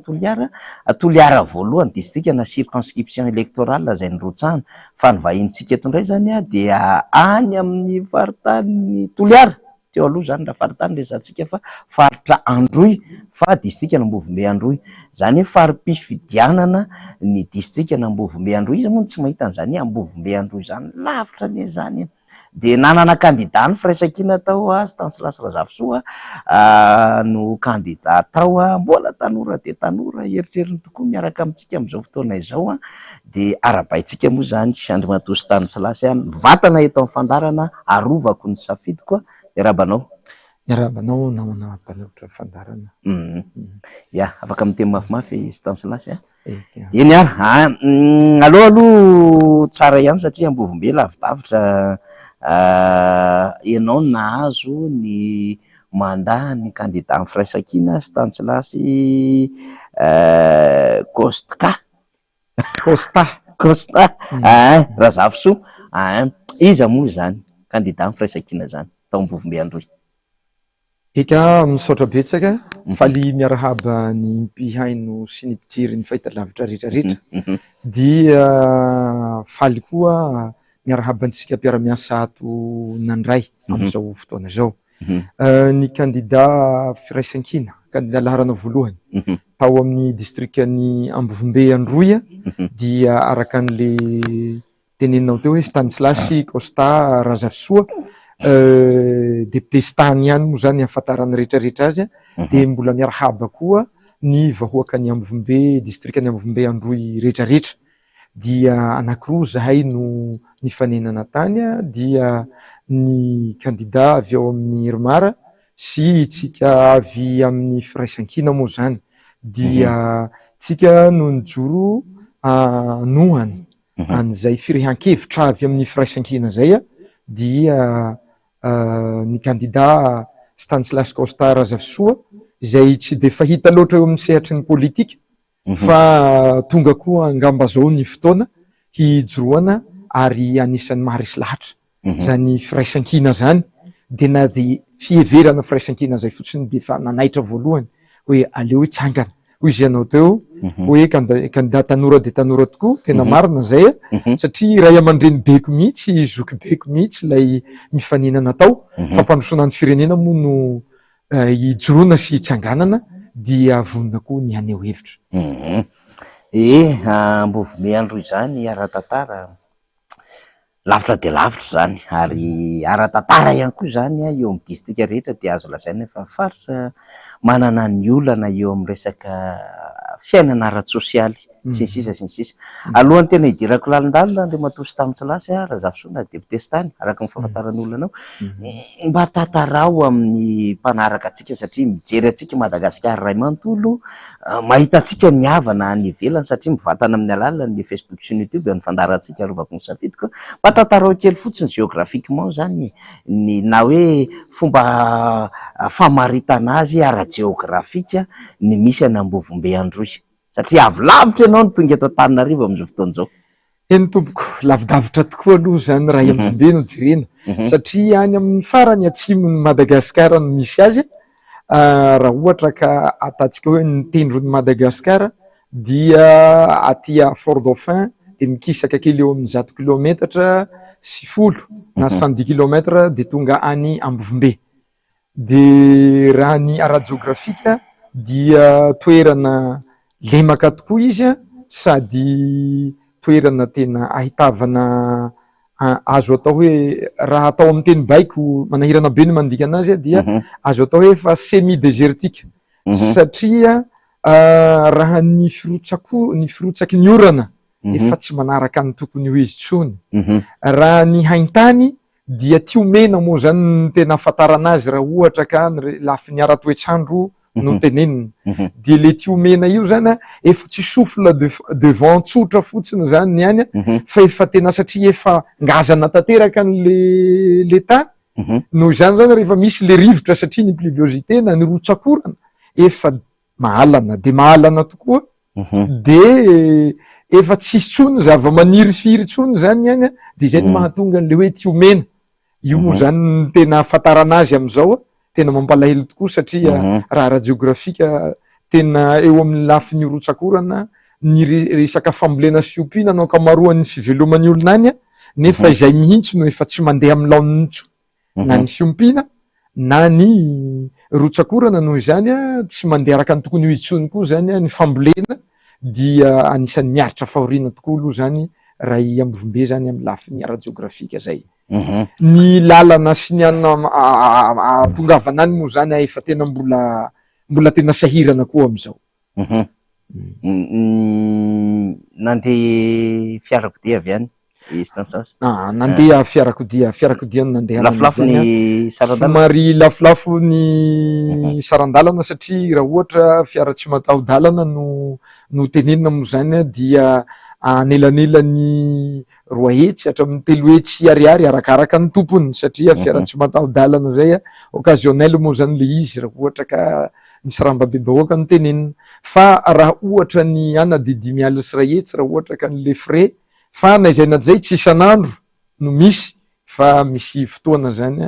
no isian'ny taxi brosy mandeha makany Ambovombe. Satria moa zany tsika misy mandeha fa afatra ty amiko hoe iza marina moa izy de vahintsika satria tsika niezaka foana amin'ny tantara ny vahintsika 7-30 taona ny vahintsika zany manambady mananjanaka efatra izy zanaka ray aman-dreny avy ao Marofoty commune rurale Ambanisarika izy ary Maroalopoty misy an'izany toerana zany avy amin'ny reniny zany de technicien biologiste, master en administration hospitalière izy master en sciences de valorisation de la substance naturelle, manana maîtrise sur la pharmacovigilance, contrôle de qualité des médicaments, de fanendraikitra asa maromaro ny vahintsika tamin'ny Fort Dauphin de tamina laboratoire samihafa, consultant technique amina clinique manokana de tompon'andraikitra na laboratoire tany Ambovombe, tena technicienne tamina tontolo zavatra maro mihitsy lava de lava mihitsy ny CV tato satria nitety toerana maro tany Indroy tany Anosy de tonga any Ambovombe Androy zany amaliko ny fanontaniantsika izy moa zany Stanislas Constant Gazaso eny ary misy tsy amin'ny telo ny resahako te fa lava be raha le CV ato ny resahana Stanislas fa tiako resahana am'izay nanahoana vizotro ny fifidianana andeha aloha antany no fampelezan-kevitra zany sisa tao nizotra araka ny tokony ho izy ve zany nitondrana ny fampelezan-kevitra raha tao Ambovombe Androy? Mankasitraka raha ny tena hitongavana aty moa zany a tena lay fanontaniana farany teo mombamomba efa nilazainao amin'ny ankapobeny a tsy de ivirinako fa aleo angamba tonga de mifantoka kely ny fizotry ny fifidianana fizotran'ny fifidianana tena raha bangoiko aloha alohan'ny hidirantsika amin'ny antsipriany tena tafiditra anatin'le hoe tena loza de tena loza tokoa satria mbola tsy nisy teto ambonin'ny tany raha ny fifidianana tany aminay a tapahavitriana tafiditra any amin'ny 8 isanjato efa 90% ny tapahavitriana natako hoe nahitana rivorenivohatra angamba tsy mahazaka an'izany mino a fa tsy misy an'izany zany eto Madagasikara commune firy Ambovombe commune 3 Fokontany Fokontany anatin'izay ao a somary eo amin'ny 900 mahery a fa manjary mandainga ao raha miteny an'le précision fa ny bureau de vote no azoko tenenina dia 678 na 770 sy 900 dia amin'izay BV na bureau de vote na bureau mpifidianana zay zany a no nipetrahany zavatra misy rehetrarehetra hoe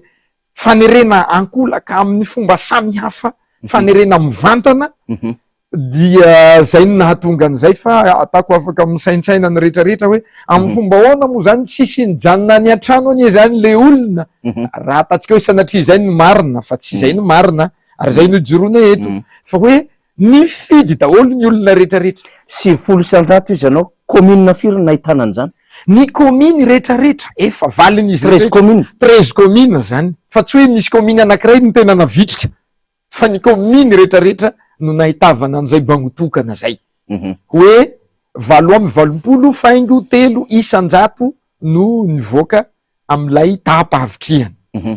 zany hoe mbola anatin'izay ao moa zany misy an'le vatomate sy ny tariny rehetrarehetra fa ny commune rehetrarehetra no namoaka an'izay zay mihitsy moa zany ho antony tena hoe sorako manokana amin'ny fandraisanareo am'izao mba halalà ny vahoaka malagasy ay misy ohatran'izany ve eto Madagasikara fa ny tia nambara anatin'izay ao satria anao miteny hoe nizotra tsara ve nanaona ny fandehanany tena nikorotana satria zay no zavatra nisy ary mazava ho azy fa zany 7 zany hoe 70 isanjato zany tsy hoe olona nifidy daholo fa zany dia vato nampidirina ao anatin'ny vata mba hanambarana na hampandresena kandida anankiray ohatrohatry ny ahoana zany ny mety hoe fanazavany kandida Stanislas Razafintsoa ny lay endriky le hoe satria raha vao mihaino an'izany ary any zao tsy fanarahan-dalàna régularité anomalie tsy fahatomombanana ary raha miteny anao hoe vato nampidirina de ny dikan'izay zany misy fraude électorale samy hafa osoka raha-pifidianana sy ny sisa zany ohatrohatry ny ahoana ny fomba entinao ilazana ny hoe somary trangan-javatra ny seho tany zany mba ahafahan'ny mpiaino manakatra amintsika zany takatry ny mpanaraka antsika ny zava-misy ankapobeny ohatra anankiray izay mivantana tonga de mora aza ho atsika azy tsika mpiaino moa zany dia misy bureau de vote na bureau mpifidianana anankiray voahiditra ny délégué ny candidat ny firaisankina tonga de voasakana tsy mahazo miditra ohatra anankiray zany zay tonga de voasaka ay le tsy mahazo miditra aty amin'ny 9 vao ampidirina fa vata efa feno efa tenatenany efa misasaka ny vata ny urne na ny vata mangarana handatsahana any le vata diny manodidina eo tsisy olona firiny eo fa ny vatany efa feno ohatran'izay ny zavatra misy anankiray zay ohatra zay anankiray ohatra dia ananana aprofo mazava tsara daholo ny zavatra tenenety fa tsy sanatria hoe tsy any le resaka fa zavatra ananana aprofo ary ananana anina daholo dia raha ohatra hoe meko ohatra koa anankiray zany de hoe raha ity no EPP misoratra mihitsy hoe bureau de vote laharana fahazao EPP numéro zao ny bataina mihitsy iny de napetraka ny antranon'ilay olona le ngamba tsy teneniko ny anaran'le olona fa apetraka antranon'le olona fa nanana aprofo daholo zany rehetrarehetra zany satria eto amin'ny fahitalavitra atsika sy ny daholo be de apetraka eo de alaina sary le izy de ny mahagaga aleo tonga de tsy napetany koa le afisazy fa tsy hoe sady apetany le fisazy eo amin'le tranony no miandry ny délégué ny firaisankina ary amin'le toerana zay voatokana tokony hametrahana hoe ato anie le EPP tokony hanaovana n'ilay fifidianany de ay ary efa misy olona mikarakara sy mandamina manao ny ataony de rehefa hiditra any moa zany ohatrohatran'izay ny sarin zavatra misy ary be da be fa tsy hoe zany hoe tsy misy fandatsam-bato ara-dalàna zany tany am'le PP zay officiellement zany tokony anaovana an'le fandatsam-bato birao fandatsam-bato toerana le izy niova toerana le izy fa tsy fantatry le olona fa le olona le mpandahatra n'le vato zay manao zy fomba hampandaniana izay mety aminy no nipetraka tao de ohatran'izay ny zavatra niainana anatin'le izy amin'ny akamaroany de ohatran'izay ny nahatonga le izy re olona zay vitsy anisakely zay miezaka tena tsy maintsy mitaky ny zony hoe aiza na mifiry tsy maintsy reny any zany sisa nandatsaka any amin'ny vata fandatsaham-bato fa ny ankamaroany olona izay lazaina fa mividy zay raha tombatombanako moa zany satria niezaka nijery sy nisirika ny zavatra misy rehetrarehetra zany de raha atao moa zany le tombatombana dia raha amiko manokana tsy ampy 100 akory na ny olona nifidy any amin'le toerana le olona tena hoe za tsy maintsy manatateraka ny adidy fa le fisokafa amin'ny brode vody ve Stanislasy le nanomboka tamin'ny 9 maraina mifarana tamin'ny 5 raha voafaritry ny lalàna tena ohatrohatran'izay ve ny zavatra tsikaritra reo tany Ambo tena sokatra ara-dalàna mikatona ara-dalàna milahatra tsateraka ny olona zany 20-20 zany manko zany raha mety hoe nidikodinareo de nahita olona nitandahatra be nandritra ny vanim-potoana am-pifidianana tsisy filaharana akory ny nisy tany fa olona izay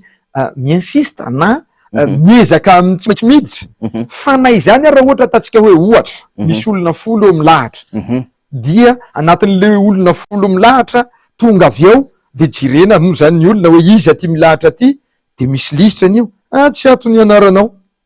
ny zavatra nisy talohany io fifidianana io satria tsika moa tonga de miteny eo am'le ana hoe satria tonga de nanambaran'le votoatin'le zavatra misy hoe mbola tsy nisy teto amin'ny tany eto amin'ny firenena zany fitapahavitriana 70 isanjato zany raha tsy any am'vombe tamin'ny farany teo ohatran'izay ihany koa tamin'ny fifidianana filoham-pirenena tany amin'ny 5 taona lasa Stanislasy 5 taona lasa mety nisy niny pourcentage za tsy manana donné fa manjary lasa manday fa ny hoe 70 isanjato kosa tsy nisy ary ny commune rehetrarehetra tsy nisy kosa zay fa tiandray mitoraka aty zany tena le hoe amboletra zato isanjato hoe tsy maintsy na tianareo na tsy tianareo zay le izy raha nyteny ianao manko teo zany hoe ohatrany ahoana ny filaharan'le olona nisy le olona miditra fa ny zavatra nisy talohan'io virenako kely le teniko zany de ny zavatra nisy talohan'io de nisy recensement voatokana natao io recensement io de recensement fizarana jiro hony zay le tsy hony moa zany fa tena izay satria be da be ny olona ny recensena de recensement de ireny olona reny nalaina karatra sy nalana lisitra reny olona rehetrarehetra reny nalaina karatra nalana lisitra fa tsy mbola nahazo an'le jiro fa izay zany ny tena zavatra nisy de io recensement io hoe ohatrany ahoana fa misy miteny hoe izy nge rehefa niteny za monsieur le candidat de natsoina efa nivoaka aho tsy ao ny anarako hoe de rehefa nivoaka de natsoina indray ity indray ny anaranao de aionao any nahatonga an'izany ka le izy misy lisitra roa lisitra anankiray le eo ambony hoy izy le mpitatara lisitra anankiray le eo ambony de tsy ao anatin'iny ny anarako fa rehefa tena nijirena amin'ny lisitra anankiray io de any ny anarako de eo zany le izy hoe fa ahoana ary zany de na izahay naka pitsirika na osie vaditany zany nandeha nijery zay tokony io jerena anankiray ara tam'izany fotoana zany tena sady tena tsy mahazo miditra no nidarofana ny délégué ny candidat nidarofana tena nakany amin'ny hôpitaly mihitsy anakana certificat médical fa tsy hoe anana na tsara le izy de tena tsy mahazo miditra atao mihitsy fa rehefa tonga le oisekany any miditra de makasary tsy misy olona ny eo nalaina sary ane zany na ny gendarmerie tena toera sy misy miteny manko le izy hoe film zany tsy film re tompoko fa tena zavatra niainana sy zavatra nivelomana hoe zay mbola hitavana amin'ny firaisankina ka mifidy numéro anankiroa ihany ny tao numéro 1 de numéro 2 de tsika numéro 1 tsika aty amin'ny firaisankina dia zay ahitavana fokontany na commune mipitika amin'ny numéro 1 de mialatsiny satria talohan'io dia 920 ny tsy fokontany nesorina 920 talohan'ny fifidianana juste roa herinandro alohan'ny fifidianana de tonga de nesorina de rehefa nesoronareo a de tenenina ny ambiny sisa rehetrarehetra hoe raha misy mipitika, misy vato raina roa, misy vato mipitika, vato ankohatra ny vato ny kandida ampanjakana, ohatran'izay moa zany fitenenan'le olona azy sy ny zavatra misy, de mialatsiny miala daholo koa nareo. Ohatran'izay ny zavatra nisy. De dikan'izay zany tout le monde était terrorisé, tena hoe voahorohoro sy mangetraketraka hoe ahoana ry zany. Izay zany ny saritsary ny zavatra misy talohan'ny fifidianana, de izay ny zavatra misy mandritra n'le fifidianana. Za ty antany nandalo tany aminareo tany Ambovombe mo raha tsy diso le numéro 1 sa tsy nandalo sa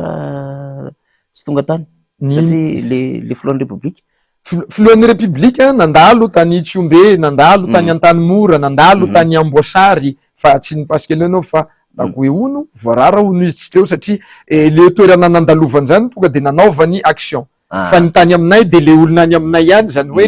lay mpifaninana ihany ny tonga de nanao zay action zay tokony hatao izy fahefampampanjakana mazava ho azy any ohatra atatsika hoe ny préfet ho antoerana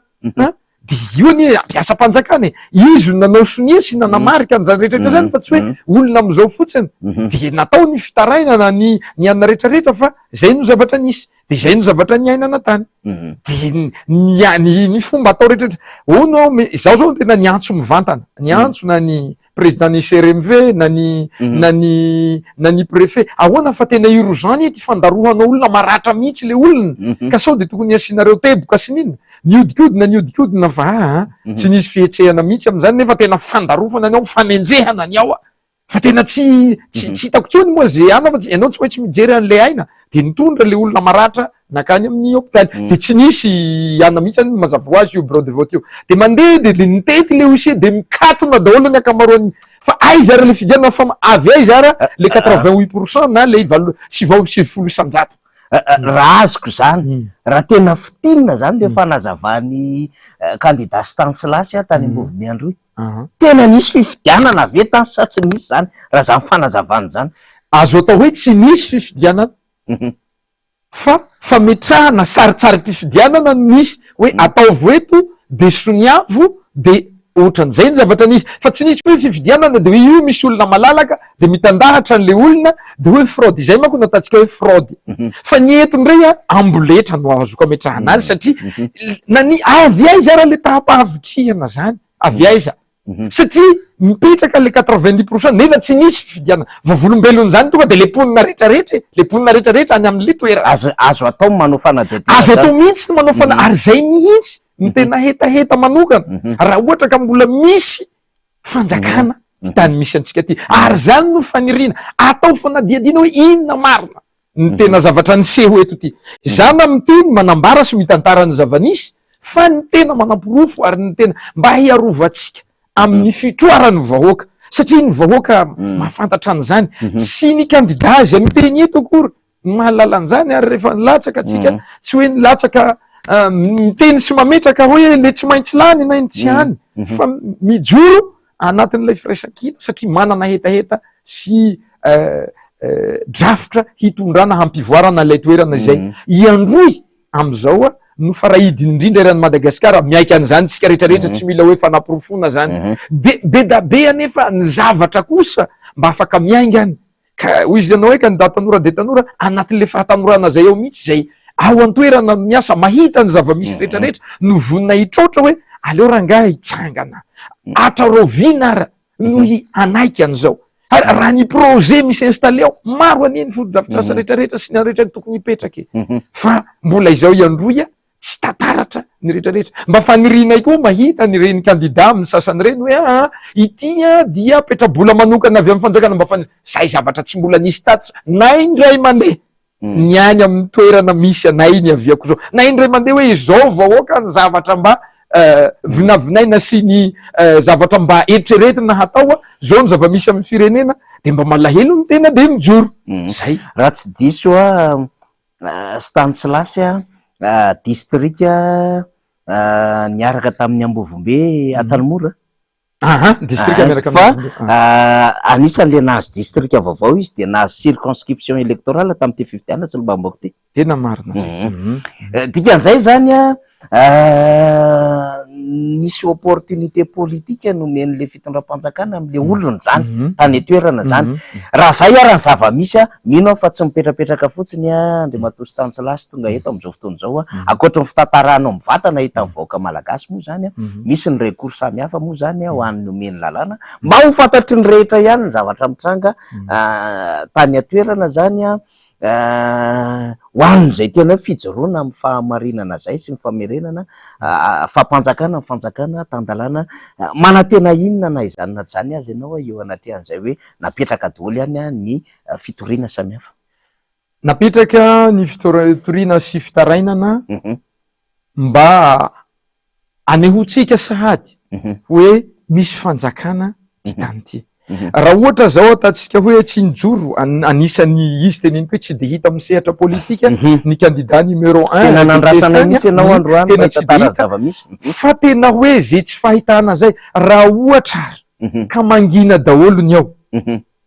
raha ny tena izy any de tokony ho candidat ray ihany no ao hoe le maha candidat ray azy zany mihitsy ny jorotsika tanora hoe be da be niny zavatra tokony ananana hevitra sy tsoakevitra hanatsarana ny ty toerana ty fa tsy de hoe ho farany foana ka raha ny teny an'izay ianao ny fahafantarana hoe ary nampianajanaka le district zay mihitsy nampianajanaka le district de hoe manaiky ve zany iambovombe manontolo iambovombe district sotra an'Andriamanitra zao i district any Antanimora mba fa nisaraka ary tena naneho an'izay fifaliana zay amin'ny fomba rehetrarehetra ry zareo ary misaotra ny fitondram-panjakana fa ny ao ambovombe ty ve zay source zany hoe district maire zany de fa miaiky zany ambovombe hoe efa mety amitsika zao rivotra iainana zao de izay no antony nametrahana an'le fitoriana tsy fankahalana olona tsy hoe fatahorana na fandratsina na iny tsy an'le izy fa fametrahana hoe ny tena antony ijoroan'ny candidat numéro 1 candidat stania dia hampivoatra sy hanambaran'izay mihitsy na eto amin'ny hainao manjery na any amin'ny gazety na any amin'ny communauté internationale na amitsika rehetrarehetra izay miandraikitra ny mass media rehetrarehetra na ny tontolo ny serasera dia vonona hanamparitaka sy hanambara hoe mijaly iandroy vonjeonareo iandroy vonjeotsika tsy ny tenako loatra ny tenako de mbola mahita hanoanina hatramin'izao fa lay manodidina lay fahoriana iainana sy mianjady ao androy am'izao ahoana ny amantara tsy maintsy ambara satria misy lalànany ny tany sy ny fanjakana de matoky an'izay hoe aza variana tsika hoe iandroy aho de omena fanampiny de mitoreo indray de mitarainy andray fa ny zava-misy teneniko anareo zao azo anaovana fanadiadina ary anana ny candidat numéro 1 proof atsakany sy andafany ny zavatra teneneto ny commune rehetrarehetra nahitana ny tranga fanaporetana sy ny fanaovana lay amboletra antsonjay zay mbola tsy nisy teto amin'ny firenena de manambaran'izany raha tiatsika ho avitra ny malagatsy de isy tany candidat tany androany eo rapitso mety tsy eo arakaraka fa candidat tany mbola tsy anisany olona tena hoe farany ory fa anisany kosa olona avy ao an-toerana malala ny fahoriana sy ny fijaliana iaina ny lemponina ary zay tsy maintsy ho ambonimboniny zay ny zavatra miseho raha ohatra ka tsy mijoro ny fanjakana amin'ny lalàna tokony apetraka mba hisila tany tandalàna ka handro fahalemana lay tanina tsy fantatry na efa hen'ny candidat stany ty vaovao androany ty satria nanao valandresako an'ny mpanao gazety zany androany ny candidat miara-dia ny fitondram-panjakana ny Herimara de nanambara izy ireo fa victime tamina alabato sy osika tetstero raha mahenanao amin'ny tantara nefa de tena victime amin'ny firaisan-kina ahoana ny fomba mafanahitanao an'izany mba fahenonao am'izany fanio-kevitra zany ny mpiara-dia ny fitondram-panjakana indray no mitantara zany fa tena nisy mihitsy ny fanomanana ny resaka halabato sosika tany amin'ny natoerana maro samihafa misaotra betsaka manana fahefana hilaza sy hanambara moa ny tsirairay araka ny zavatra hitany sy zavatra fantany fa ny zavatra mba hiangavito fotsiny tsy manamariny tena aho raha miteny an'izany na manam-panao gazety fa teteny fotsiny hoe okzay ny fifandirana mba ho jerentsika am'izay mampalahelo loatra ny vahoaka malagasy tena mahontsa fo ka lay fitiavana kely na ilay fitiavantena tsy haiko zay fomba hilazana anazy a tokony hatsahatra am'izay oka ny tena marina no hipohitra ho an'ny vahoaka raha manohatra fotsiny aho sarotra be moa ny hitenenako zay hoe nahita halatra zahay o izy nitatsy natary de zaho tsy tany mpandainga aho raha miteny hoe tsy marina zany fa ny azoko ambara kosa aminao eto a dia ny fahefana rehetrarehetra ohatran'izany teneniko ny tranga nisy tany aminay a dia eo ampelantana ny iromara miteny anao ao na manampanao gazety a fa nay reny fitetezam-paritra reny ane zaho miteny anao a ny lalam-panorenitsika manambara tsara an'izany fa tsy mety tsy atao ny any aminay zao raha ohatra maka sary ndray mandefa ny sary nanerana ny 13 commune tany aminay a dia sary ny filoha no mipetraka eo hitany rehetrarehetra na de ataontsika hoe tany amin'ny Vombe satria any amin'ny Vombe ny teneniko eto satria miteny moa tsy hoe nisy halatra zaho de miteny aminao a efa violation de la loi zany satria zao ny filoham-pirenena dia filohan'ny firaisankina filohan'ny heromara ray aman-dreny betsika izy filohan'ny malagasy rehetrarehetra ka tsy tokony hisy salotra ny sariny manokana hoentiny lasa filohan'antoko izy lasa filohan'antoko ndray izy am'izay de filoham-pirenena ve no fidina sa lalam-panorenina misy no miresaka am'izay ka izay zany no tiako ampitaina aminao hoe raha lalàna no teneninao hoe raha de mety hiteny zay tiany ho teneniny rehetrarehetra izay de efa fandika-an-dalàna izay nahitana volomboasary misy sariny filoham-pirenena manerana ny Madagasikara amin'ny ankapobeny mba tsy ilazako hoe tsy nisy na singany ray tsy nahitana ny volomboasary ary misy sariny filoham-pirenena ny tany aminay zao a dia ataontsika hoe raha misy olona arivo no lahatra eo amin'ny propagande na ny fampielezan-kevitra dia miteny anao aho hoe ny 7 isanjaton'io dia misy sariny filoham-pirenena zay filoham-pirenena kokoa izay izaho de iza zany am'izay fotoana zay a no nanao zay fomba hangalarana efa halatra ny fony vahoaka sahady satria ny filoham-pirenena no nofidina tamin'iny fa tsy hoe ianao solombavam-bahoaka lasa voafitaka reo vahoaka tsy mandady aro na hoe ahoana ny aty amin'ny distrika anay a no entina hampandroso azy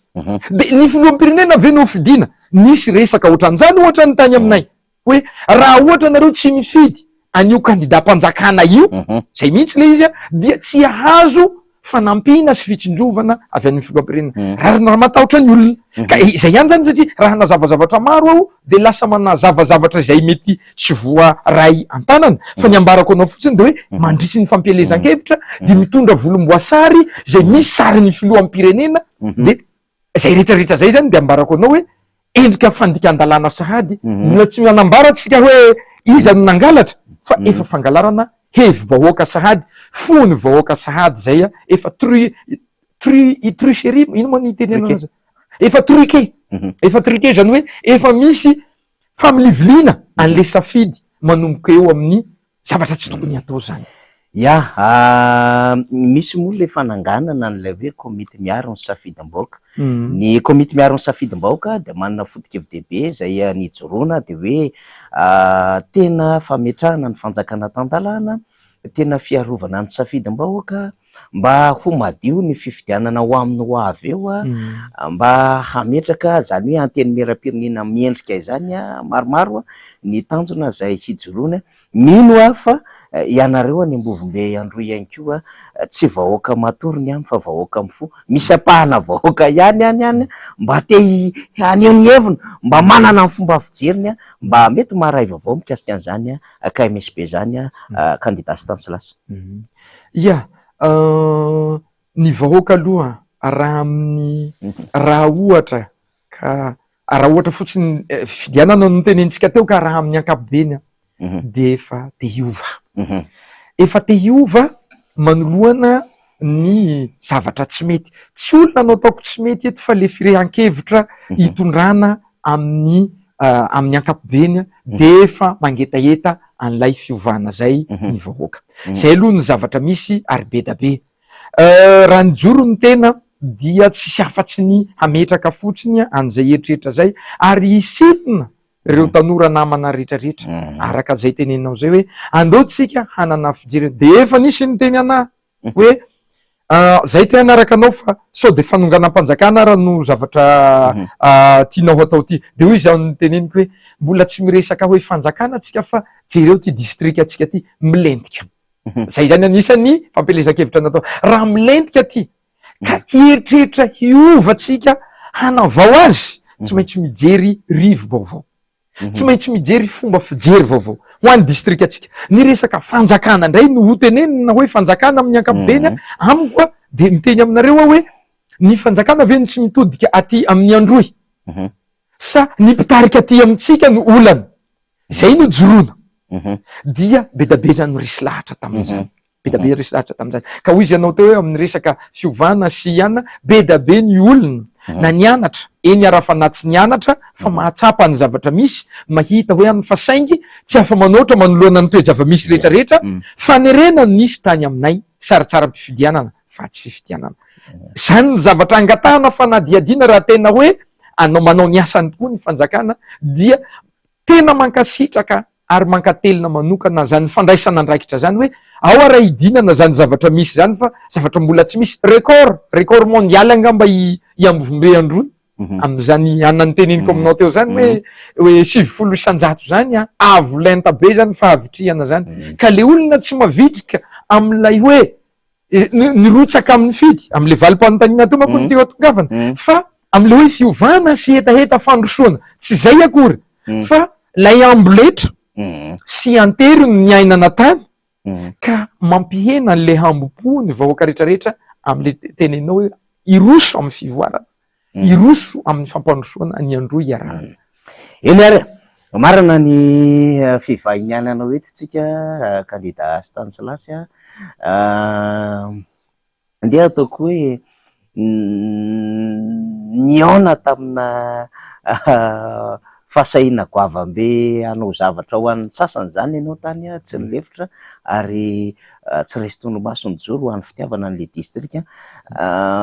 mbola mitoy ny fahatandrorana mbola anatin'ny taonany tsara mino fa mbola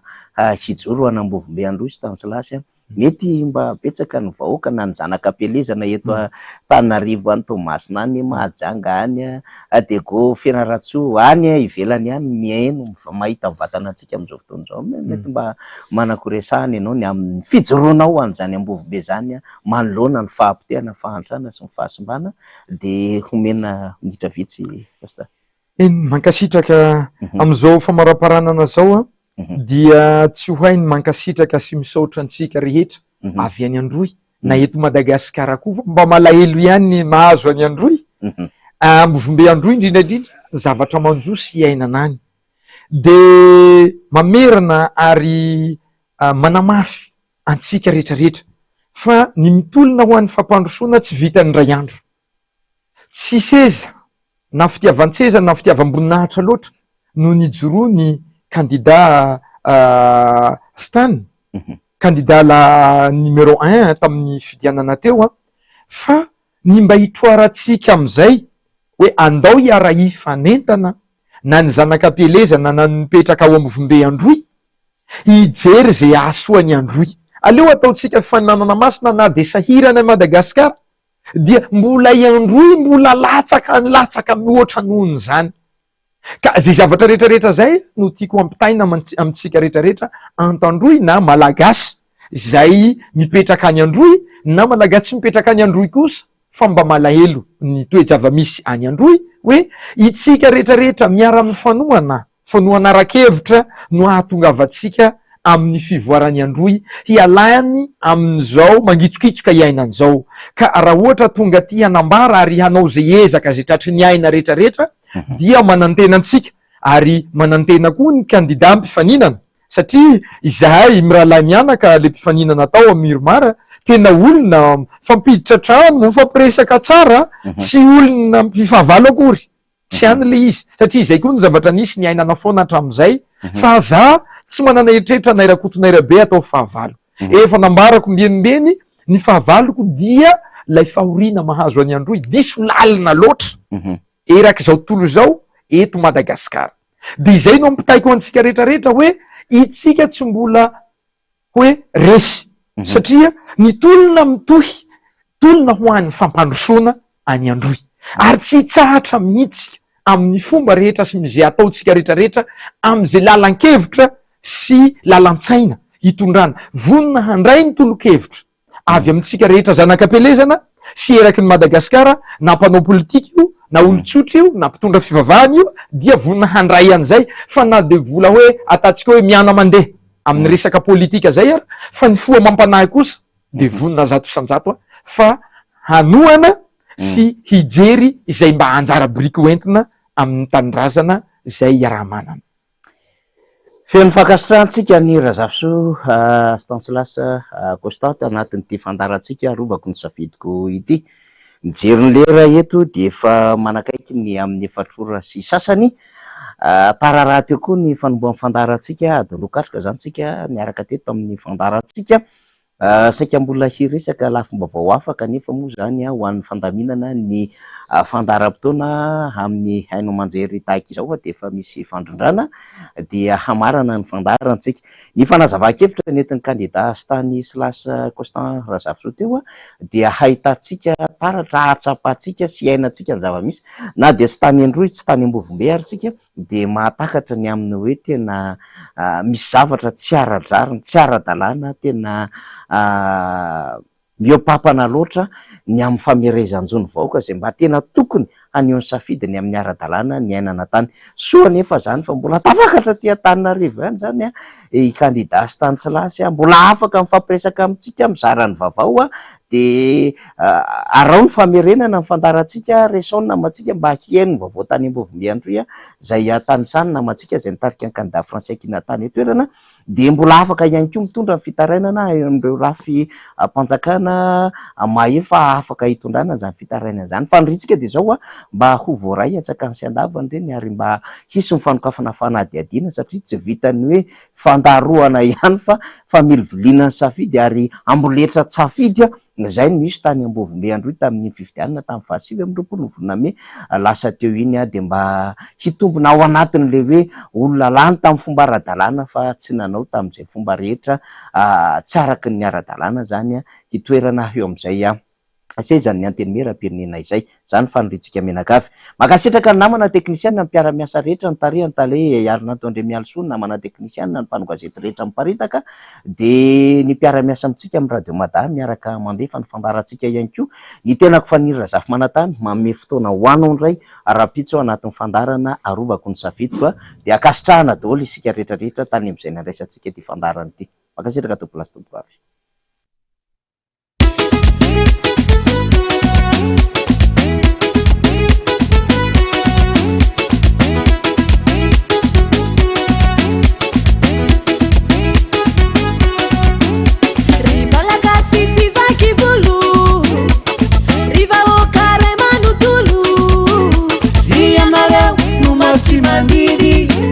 Misotonao na nehu safidi misangana fatana kisike misi mangala jani fatu tike mila miteni fati mangina atsike tap mila mirahina komiti miaruni safidi bahoka komiti miaruni safidi bahoka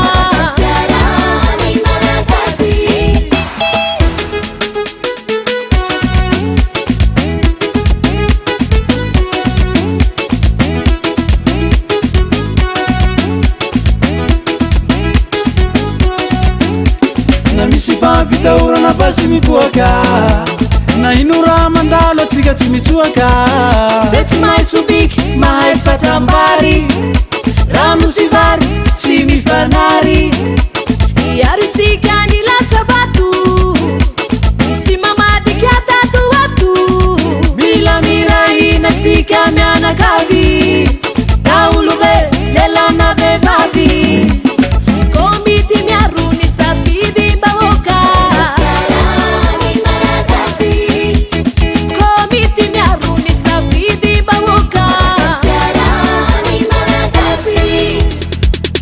ry kandida ny rotsaka hofidiana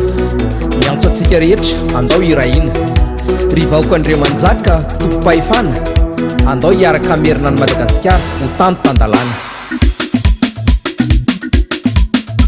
tomponandray kitra tsy vidina handaotsika irahina tsisy matahotra tsy mitsoka hiarony safidym-bahoaka